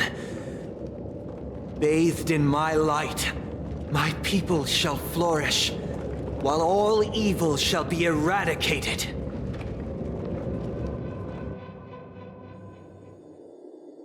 This is the interior of the Penacony Grand Theater. It's quite exhilarating to be flushed into the air by Soulglad. But why is the venue still closed when the Charmony Festival is about to start? And not only that, the entire theater is eerily quiet. No audience, no staff, no one around.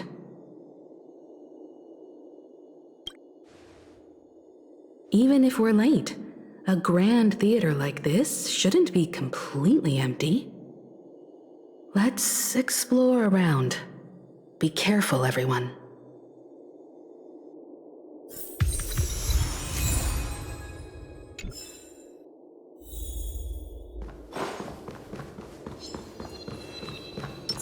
Stream forth, gleam bold blades.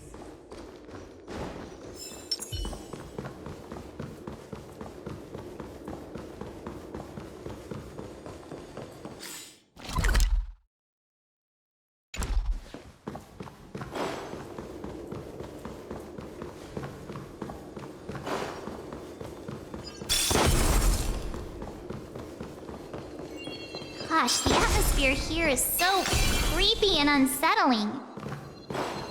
Even if there's no audience yet, there should be some staff around. Why is it so silent?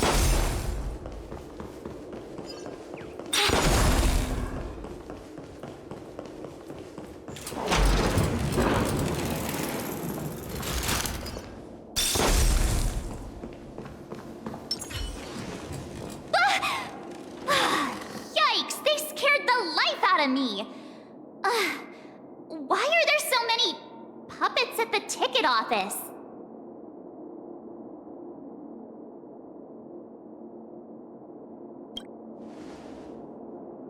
What? You're so annoying. Stop scaring me. Are these puppets part of the stage setup? Even so, it's so eerie that the entire front hall is empty.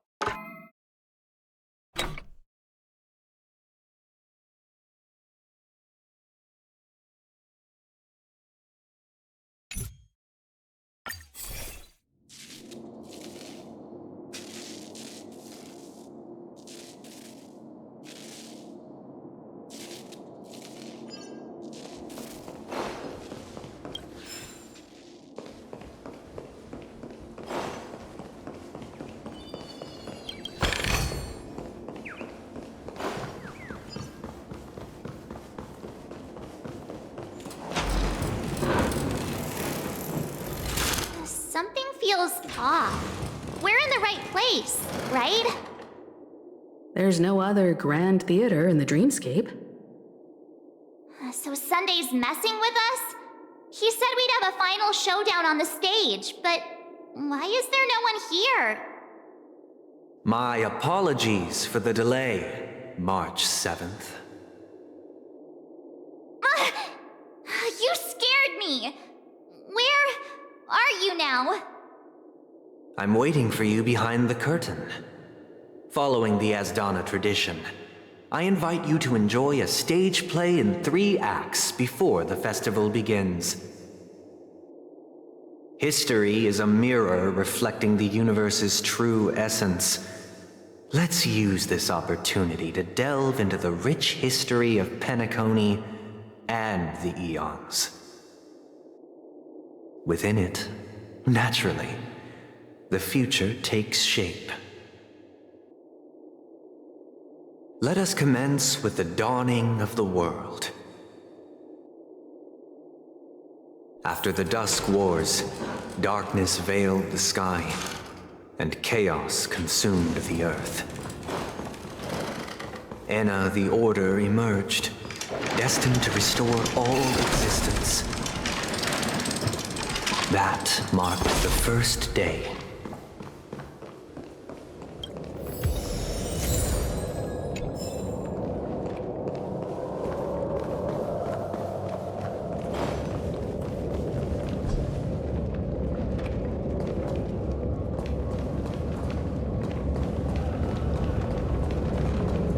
They gathered nebulae and forged them into picks, thus creating a grand lyre with black and white keys. Strike the white keys and the sun rose. Strike the black keys and the moon rose.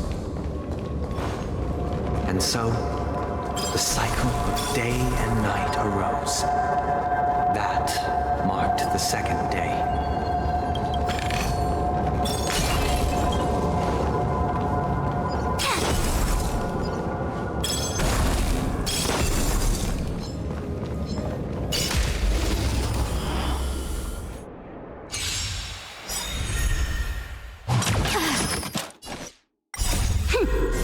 Double speed. Together as one. Human creations. Destined for oblivion. I weep for the departed. It too shall fall.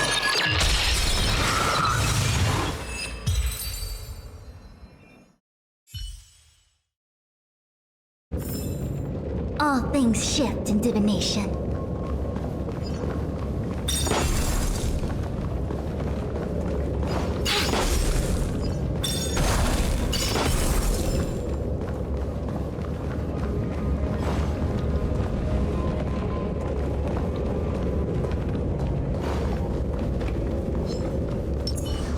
Stream forth, gleam of old blade.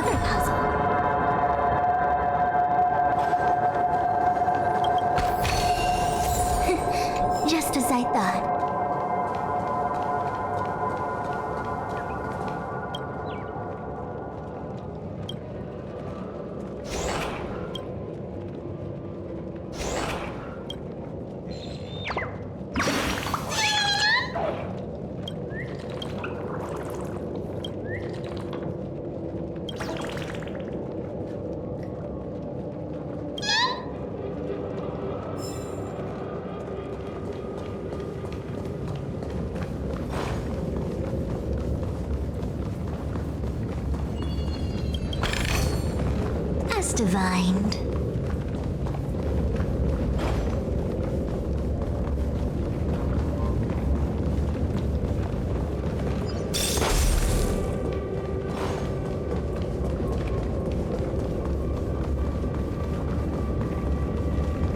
The puppets are gathering around the frame. Are they expecting us to enter?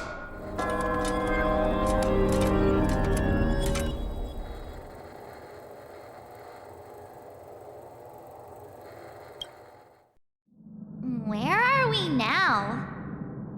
The atmosphere here looks similar to Sunday's inner world. This act is named Ode to Prisoner. Given the atmosphere here, I believe it's about Penacony's past. I thought things were finally looking up as I managed to dodge prison during my recent trailblazing expeditions. But now it looks like I'll be back behind bars again.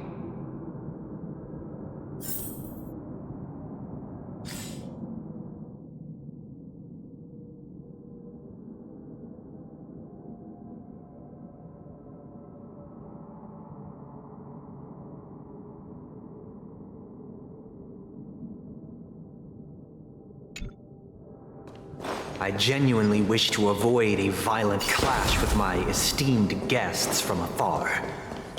Therefore, I've arranged 3 acts before the situation becomes irreparable. Where shall we start our narrative? Well, let's start with the time when Penacony was still a frontier prison.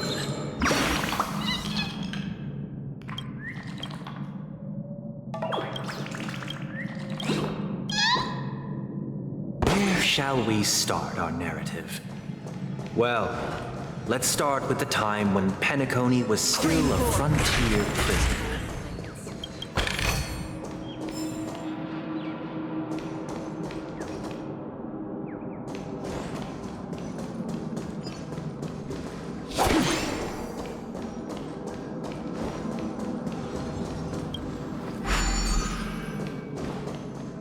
Stream forth the gleam of old blades.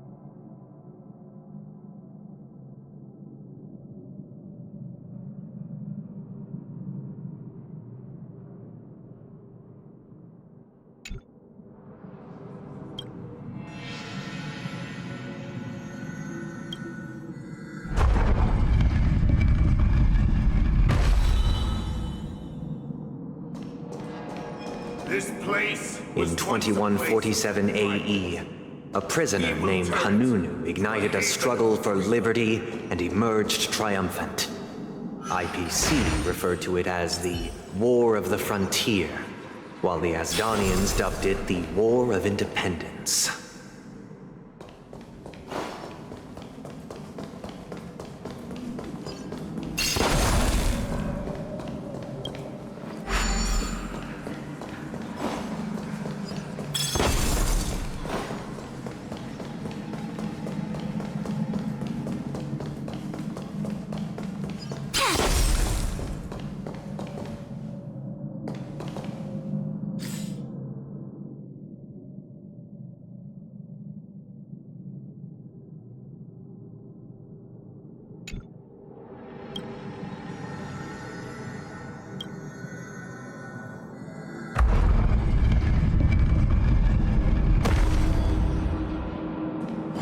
We've shattered the cages and expelled. It's true that Hanunu was a legendary hero, but it must be acknowledged that while he bestowed freedom upon the prisoners, he didn't grant them true liberation. Thank you for staying here, honorable travelers.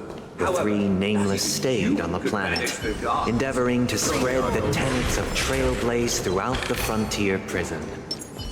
Alas, their efforts proved futile.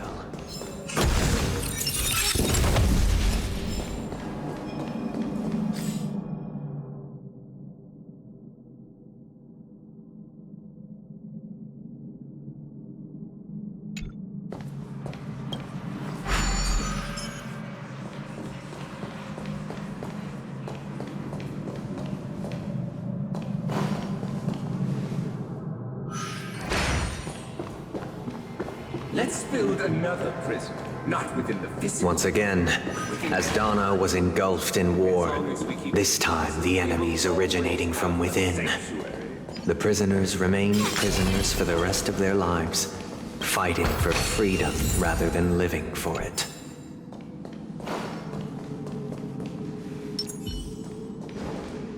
I hope you like this land of freedom on a scorched earth.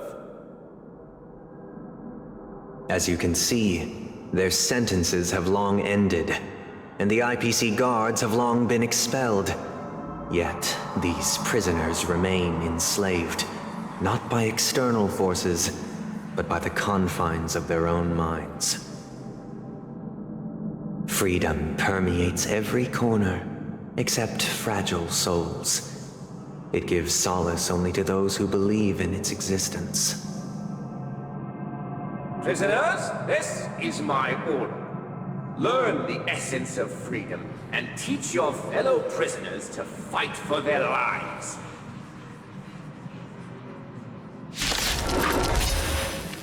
Hey! Why do we have to fight while enjoying the show? For I desire not only your enjoyment, but also your assistance in its completion. Who's next?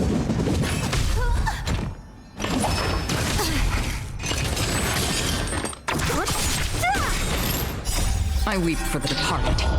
It too shall fall. On the still waters of oblivion. Disappear among the sea of butterflies. Illusions of the past. This is double speed. Destined for oblivion.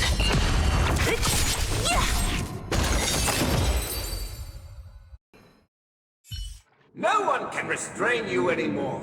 You are free. Thus concludes the first act. Amidst a raging war, the frontier prison headed toward becoming Land of the Exiles. This must be how Penacony was constructed. With the aid of outsiders, the prisoners were finally liberated and established the Land of the Exiles. However, it appears that Sunday aims to convey the spiritual plight of the prisoners more than the physical aspects of imprisonment. This show is a bit too literary for my taste. But the battle part is quite easy to understand. Anyway, we've arrived at the exit. Let's go!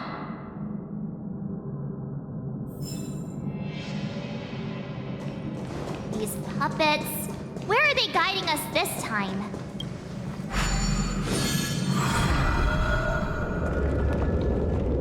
They transmuted streams of stars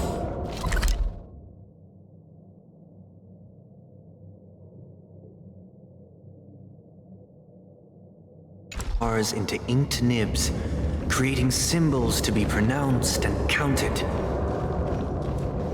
They molded stardust into flowing rivers, assigning the righteous upstream and the unjust downstream.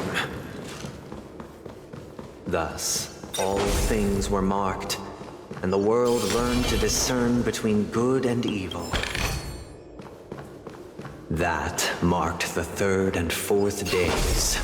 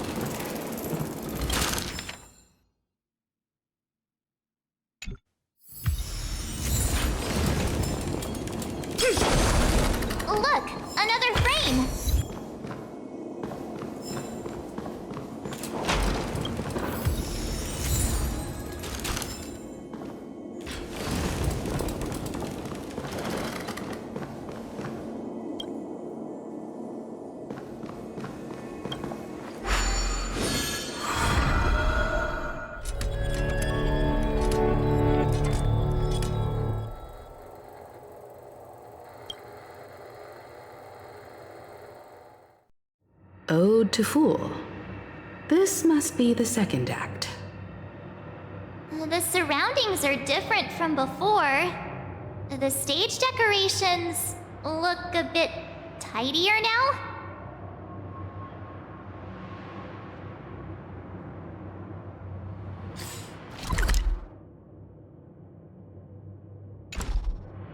Behold the ensuing tale, a struggle for power. Penacony witnessed the ascent of the 7 major lineages: tree, grass, flower, bird, beast, fruit, and insect. Peace never truly graced Land of the Exiles. The history in this era is rich and intricate, so please allow me to present it in allegorical form.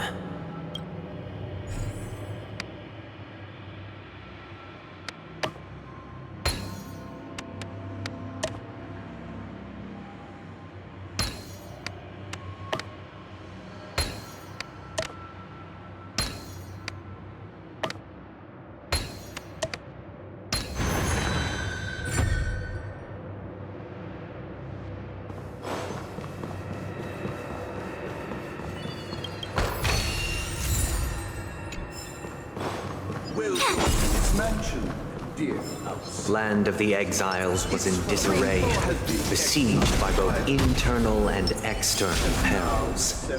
Though the 7 major lineages appeared united on the surface, each harbored their own ambitions, leading to ceaseless conflict.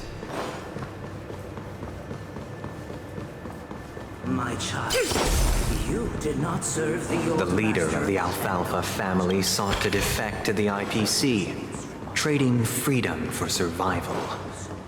However, his eldest son slew him in the name of righteousness and ascended as the new family head.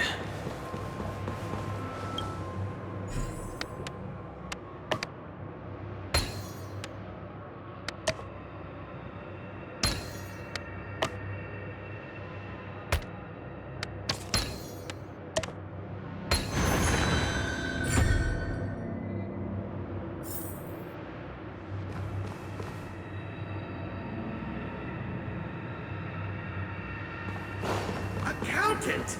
We are the pillars of this mansion. The Black Plum family was the first to fall. They withered away in the White Desert event, orchestrated by the Alfalfa family. Because Master shaped you from clay, but forged me from fire. I'm superior to you.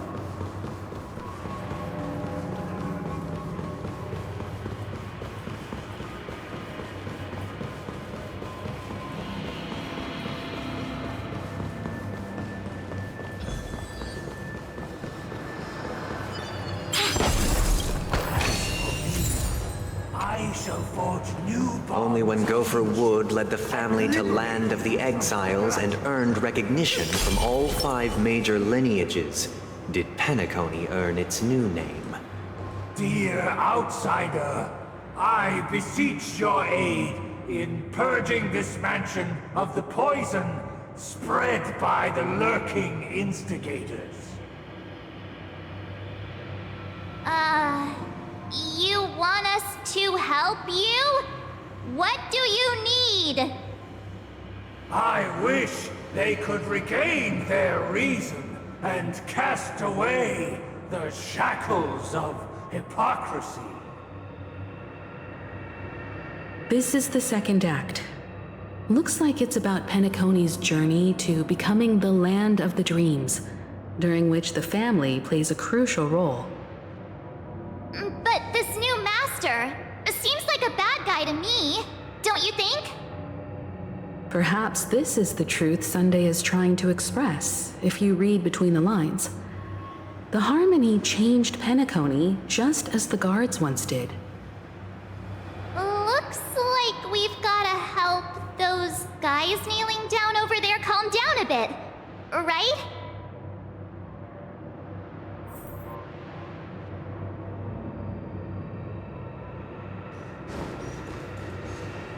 Either I shall be my own master, or I shall return to my former master. I shall not submit to a new master under any circumstances.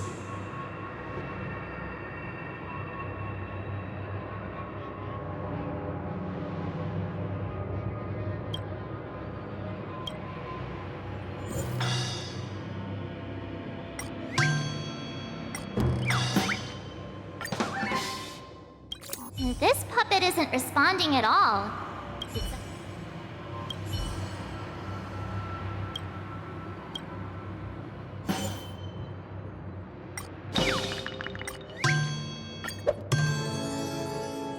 Without a master, who can grant me true freedom?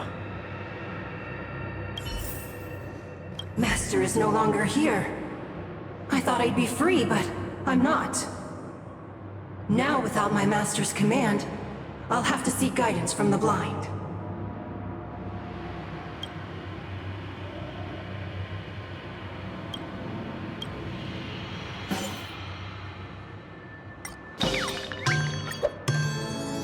Master is no longer here. I must seek a new master and serve them faithfully. Once I stood.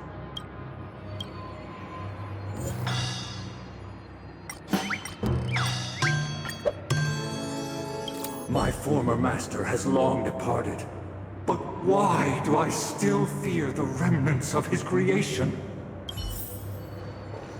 Master! Oh, you will return in due course, and I shall stand vigilant, awaiting the reward for my loyalty.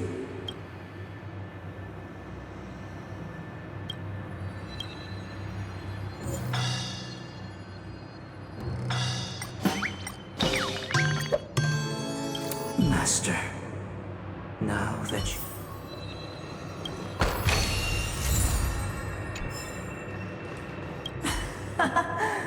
In the absence of my master, I am free. But without their guidance, for whom shall I sing?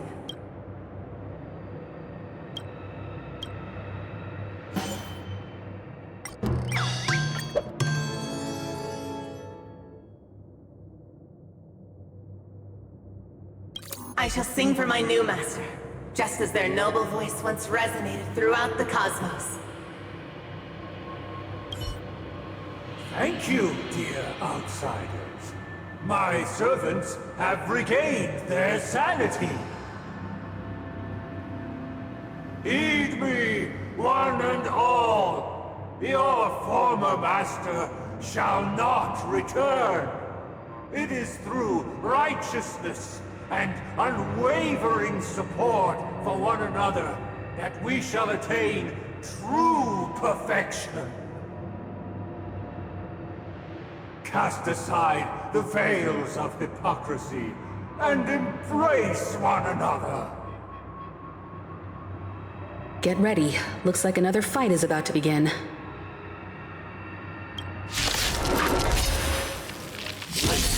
The snow ring is all the sky trembles, and the earth seems on the brink of collapse. At the edge of the silver universe, earth bites down the rising sun. Who's next?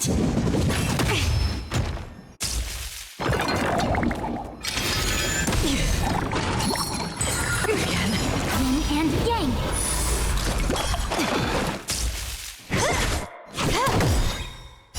I weep for the departed. It too shall fall. On the Still waters of oblivion. Disappear among the sea of butterflies. Illusions of the past.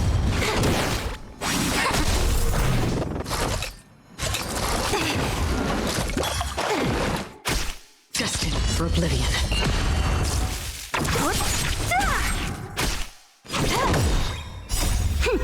This is double speed. Converge and awaken.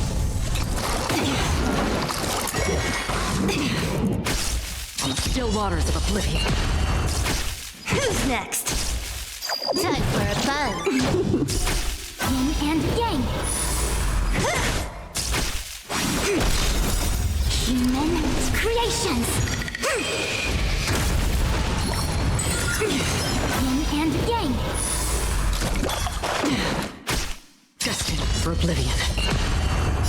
I weep for the departed. It too shall fall.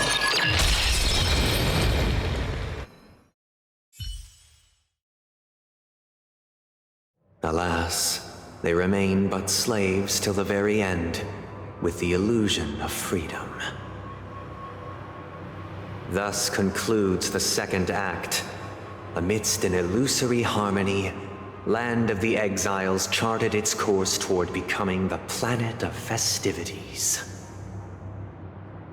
This is how Penacony fell under the family's control.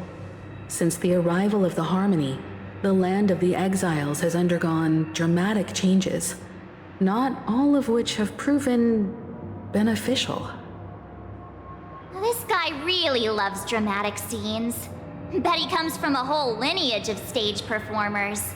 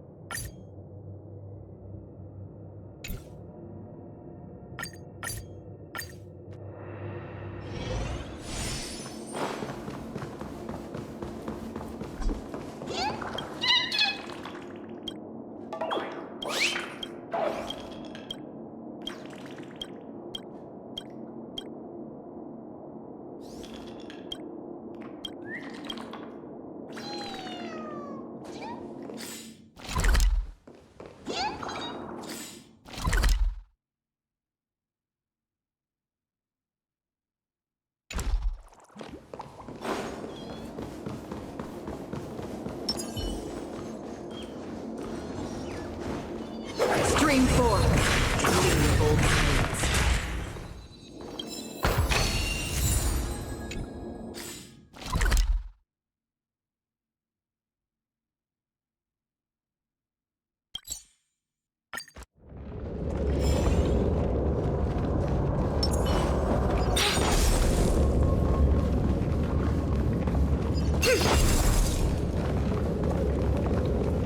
This guy is really into these puppets. Stream 4. Gleam of old flames.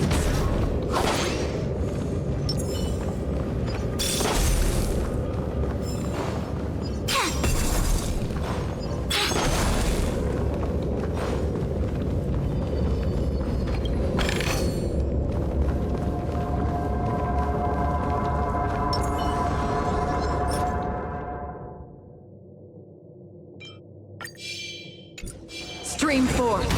Gleam.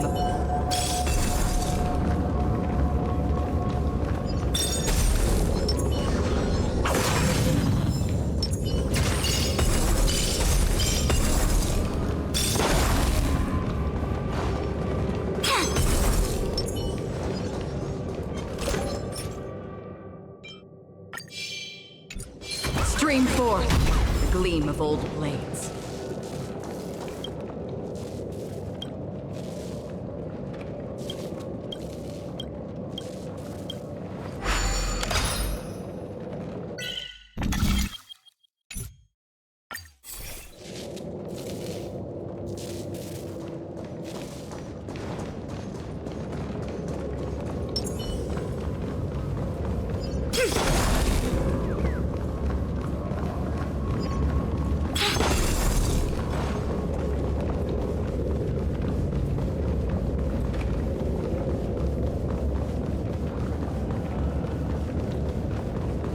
This guy is really into these puppets.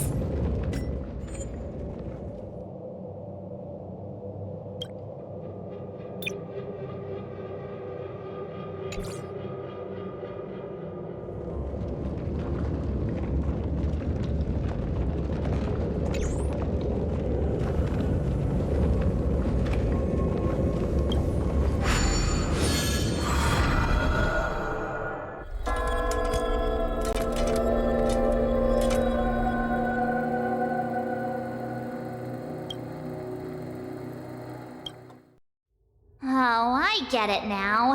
The last scene is all about singing the praises of the Order. And the atmosphere here is completely different from the previous two scenes.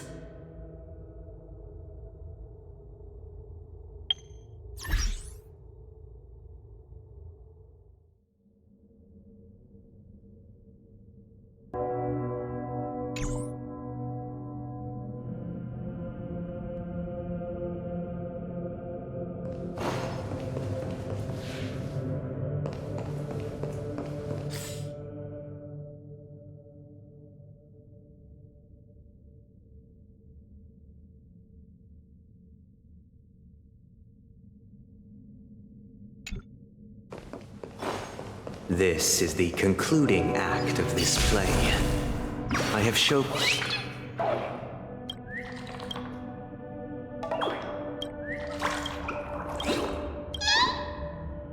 This is the concluding act of this play. I have showcased the past and present of Penacony, hoping that my desire for change resonates within you. And now, I shall reveal its future to you.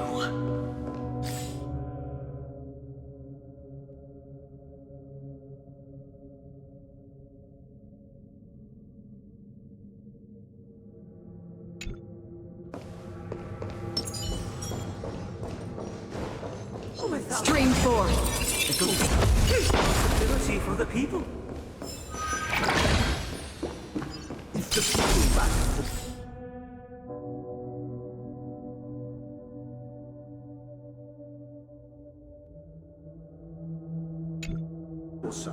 We will make choices on their behalf and bear the responsibility.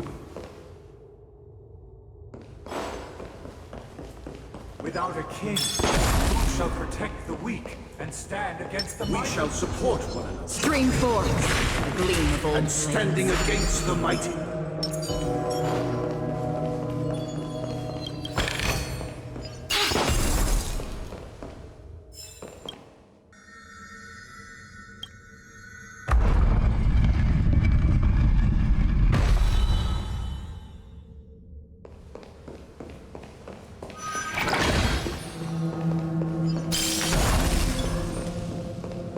Without a king, who shall govern the movement of stars? Before the ebb and flow of time. Everything followed its natural course. And so it shall continue, even after the king's departure. After the king's departure, We no longer have Stream 4. The gleam have become kings of all things.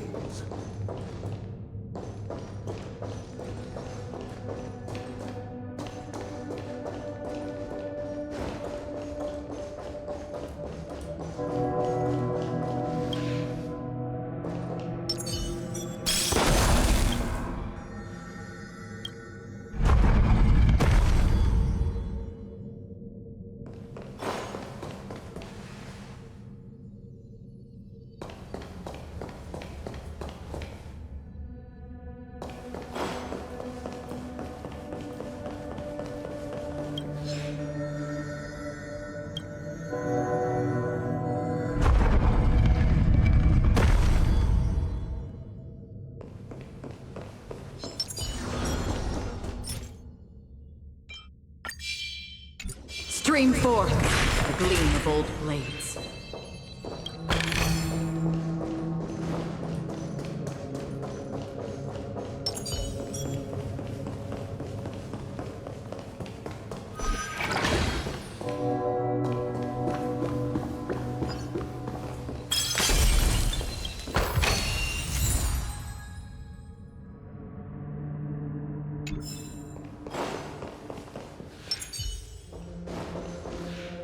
Hey, aren't we supposed to kick off a short story and have a fight here just like we did in the previous acts? Why aren't any of these puppets saying anything? Perhaps we'll need to complete the story ourselves, just like we did before. So, do you think their mind needs tinkering or something?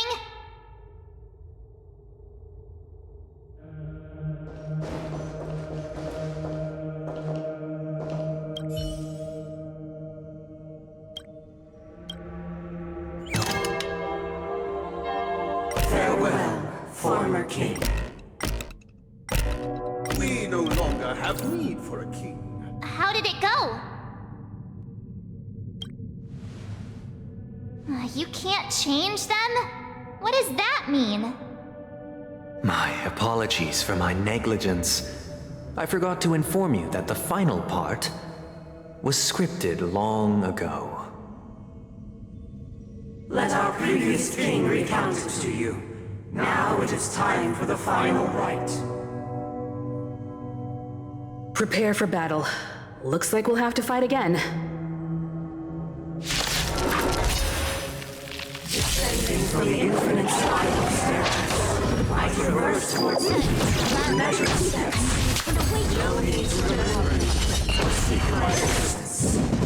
For the contours of my mind shall intersect with other experiences.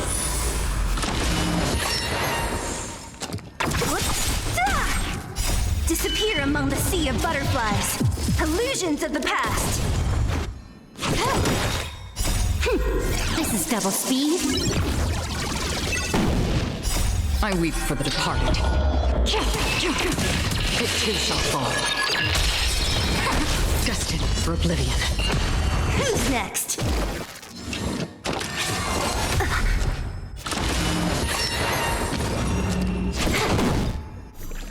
On the still waters of oblivion. No matter. Together as one. Human creations. Destined for oblivion.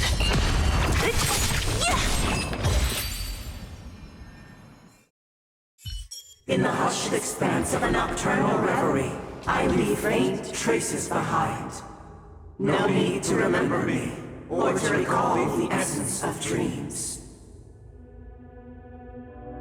What is mine shall wane, while you shall transcend its delicate nature.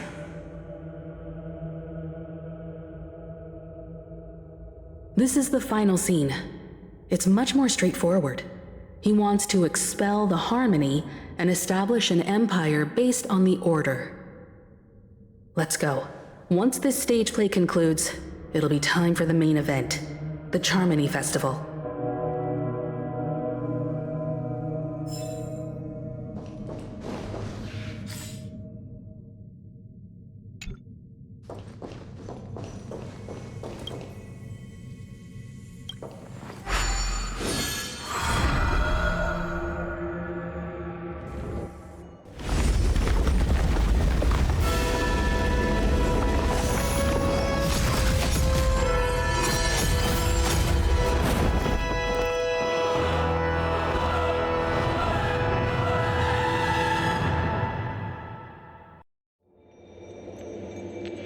They imbued the world with meaning, perfecting all things in the heavens and on earth. Then, they rested from the labors of creation. Yet, all beings cried out to Enna. Under the banner of the Order, you have defined all things in the cosmos. But this made us realize that we are but puppets in your hands. Thus, on that day, all beings united and cast the Eon into the abyss of oblivion. This Grand Theater looks totally different. Is this the power of the Order? Everyone, get ready. This could be a tough battle.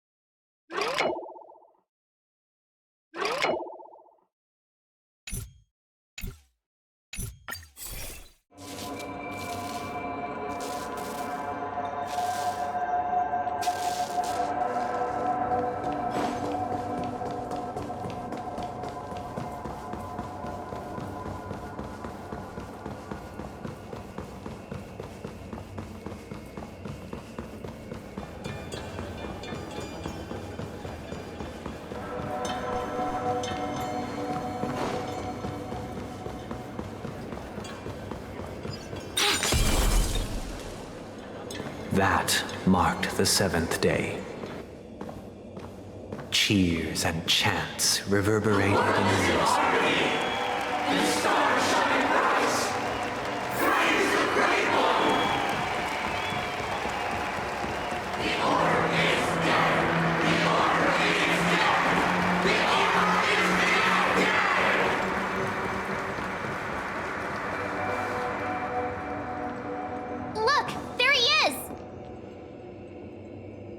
That concludes everything related to the Order. What are your reflections on this, my dear guests? Nevertheless, this is but a trivial blip in the annals of galactic history. What truly matters is the course this river shall take in the days to come. You've arrived at the perfect moment. The Charmony Festival is about to commence, and it would be a shame if you were absent for the Harmony's prologue. Allow me to extend my warmest welcome once more. Welcome to Penacony Theater, the very core of the Sweet Dream, the abode of the Stellaron, the grand stage of the Charmony Festival, and the very place where the future of Penacony shall be determined through conflict.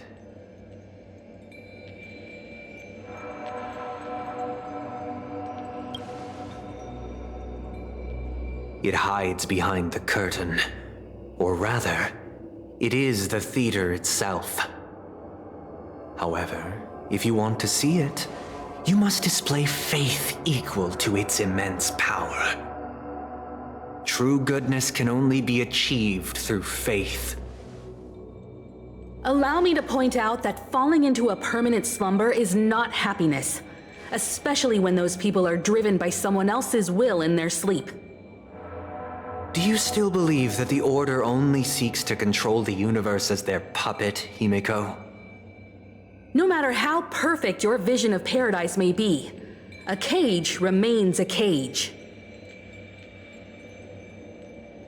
People will never achieve true happiness in a world like that. They would just be toys for the Eon. It seems you have misunderstood my intentions. Allow me to clarify. My desire is not to resurrect a fallen Eon, or become one myself. My sole objective is to create a paradise free from Eons, where the Order ensures the dignity and happiness of all humanity. A paradise exclusive to us human beings. That's not the case. If people are to live with dignity, there must be nothing and no one above them. In your so-called paradise, you would be the one reigning supreme. Looks like we won't be able to convince each other. Now that our conflict has been destined, let's unveil our paths and reveal to the universe the true path. However, before the prelude to the future begins, please take a moment to ponder the questions I've posed. Is darkness equal to daylight? Are sinners equal to the righteous? If you are born weak, which god should you turn to for solace?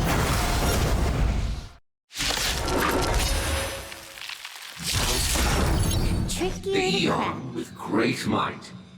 Under the banner of you have defined all things in the cosmos. Double speed. We are but puppets in your Still waters of oblivion.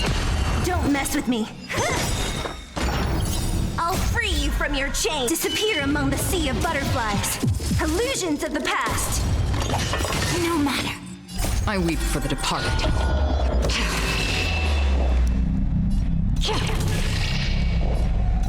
It too shall fall. So you are afraid of me.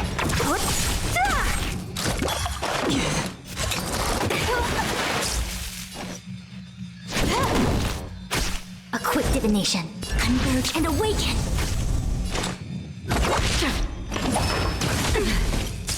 What a headache.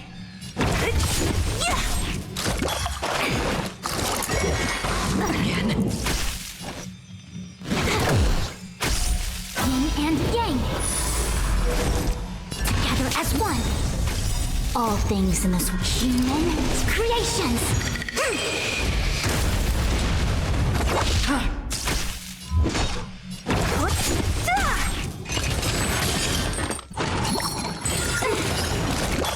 No matter. Can I have fun this time?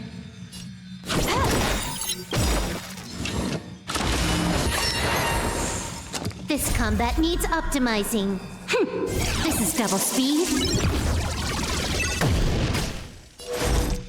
Converge and awaken. Another journey Don't mess with me. Disappear among the sea of butterflies. Illusions of the past. Again. More enemies. Yin and yang. Together as one. Free will, or was... What a headache.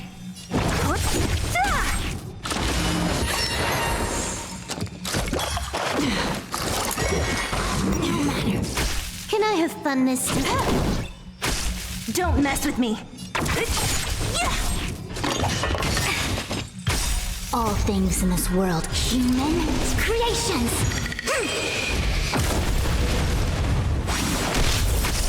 Yin and yang. Just for oblivion.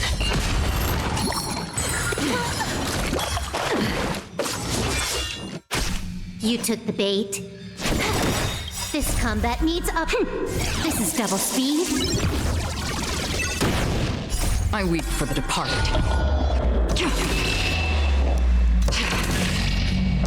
It too shall fall. What a headache. Disappear among the sea of butterflies. Illusions of the past. I see through you. Another journey begins on the still waters of oblivion.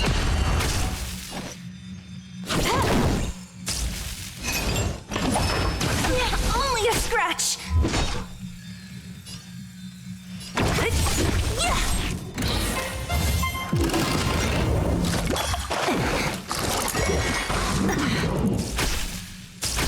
Free will, or was it fate? What a headache.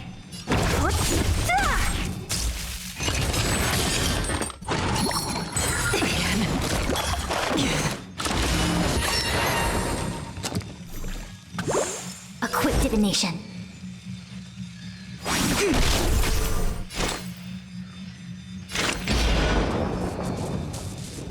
Destined for oblivion.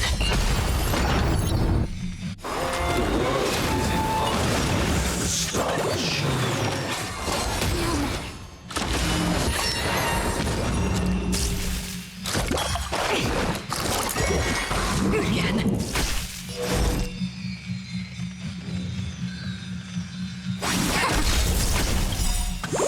All things in this world, human creations.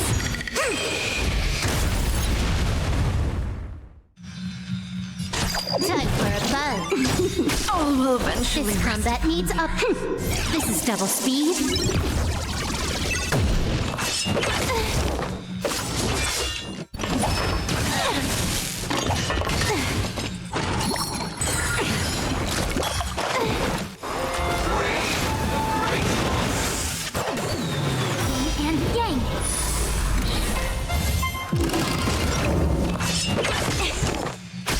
I see through you.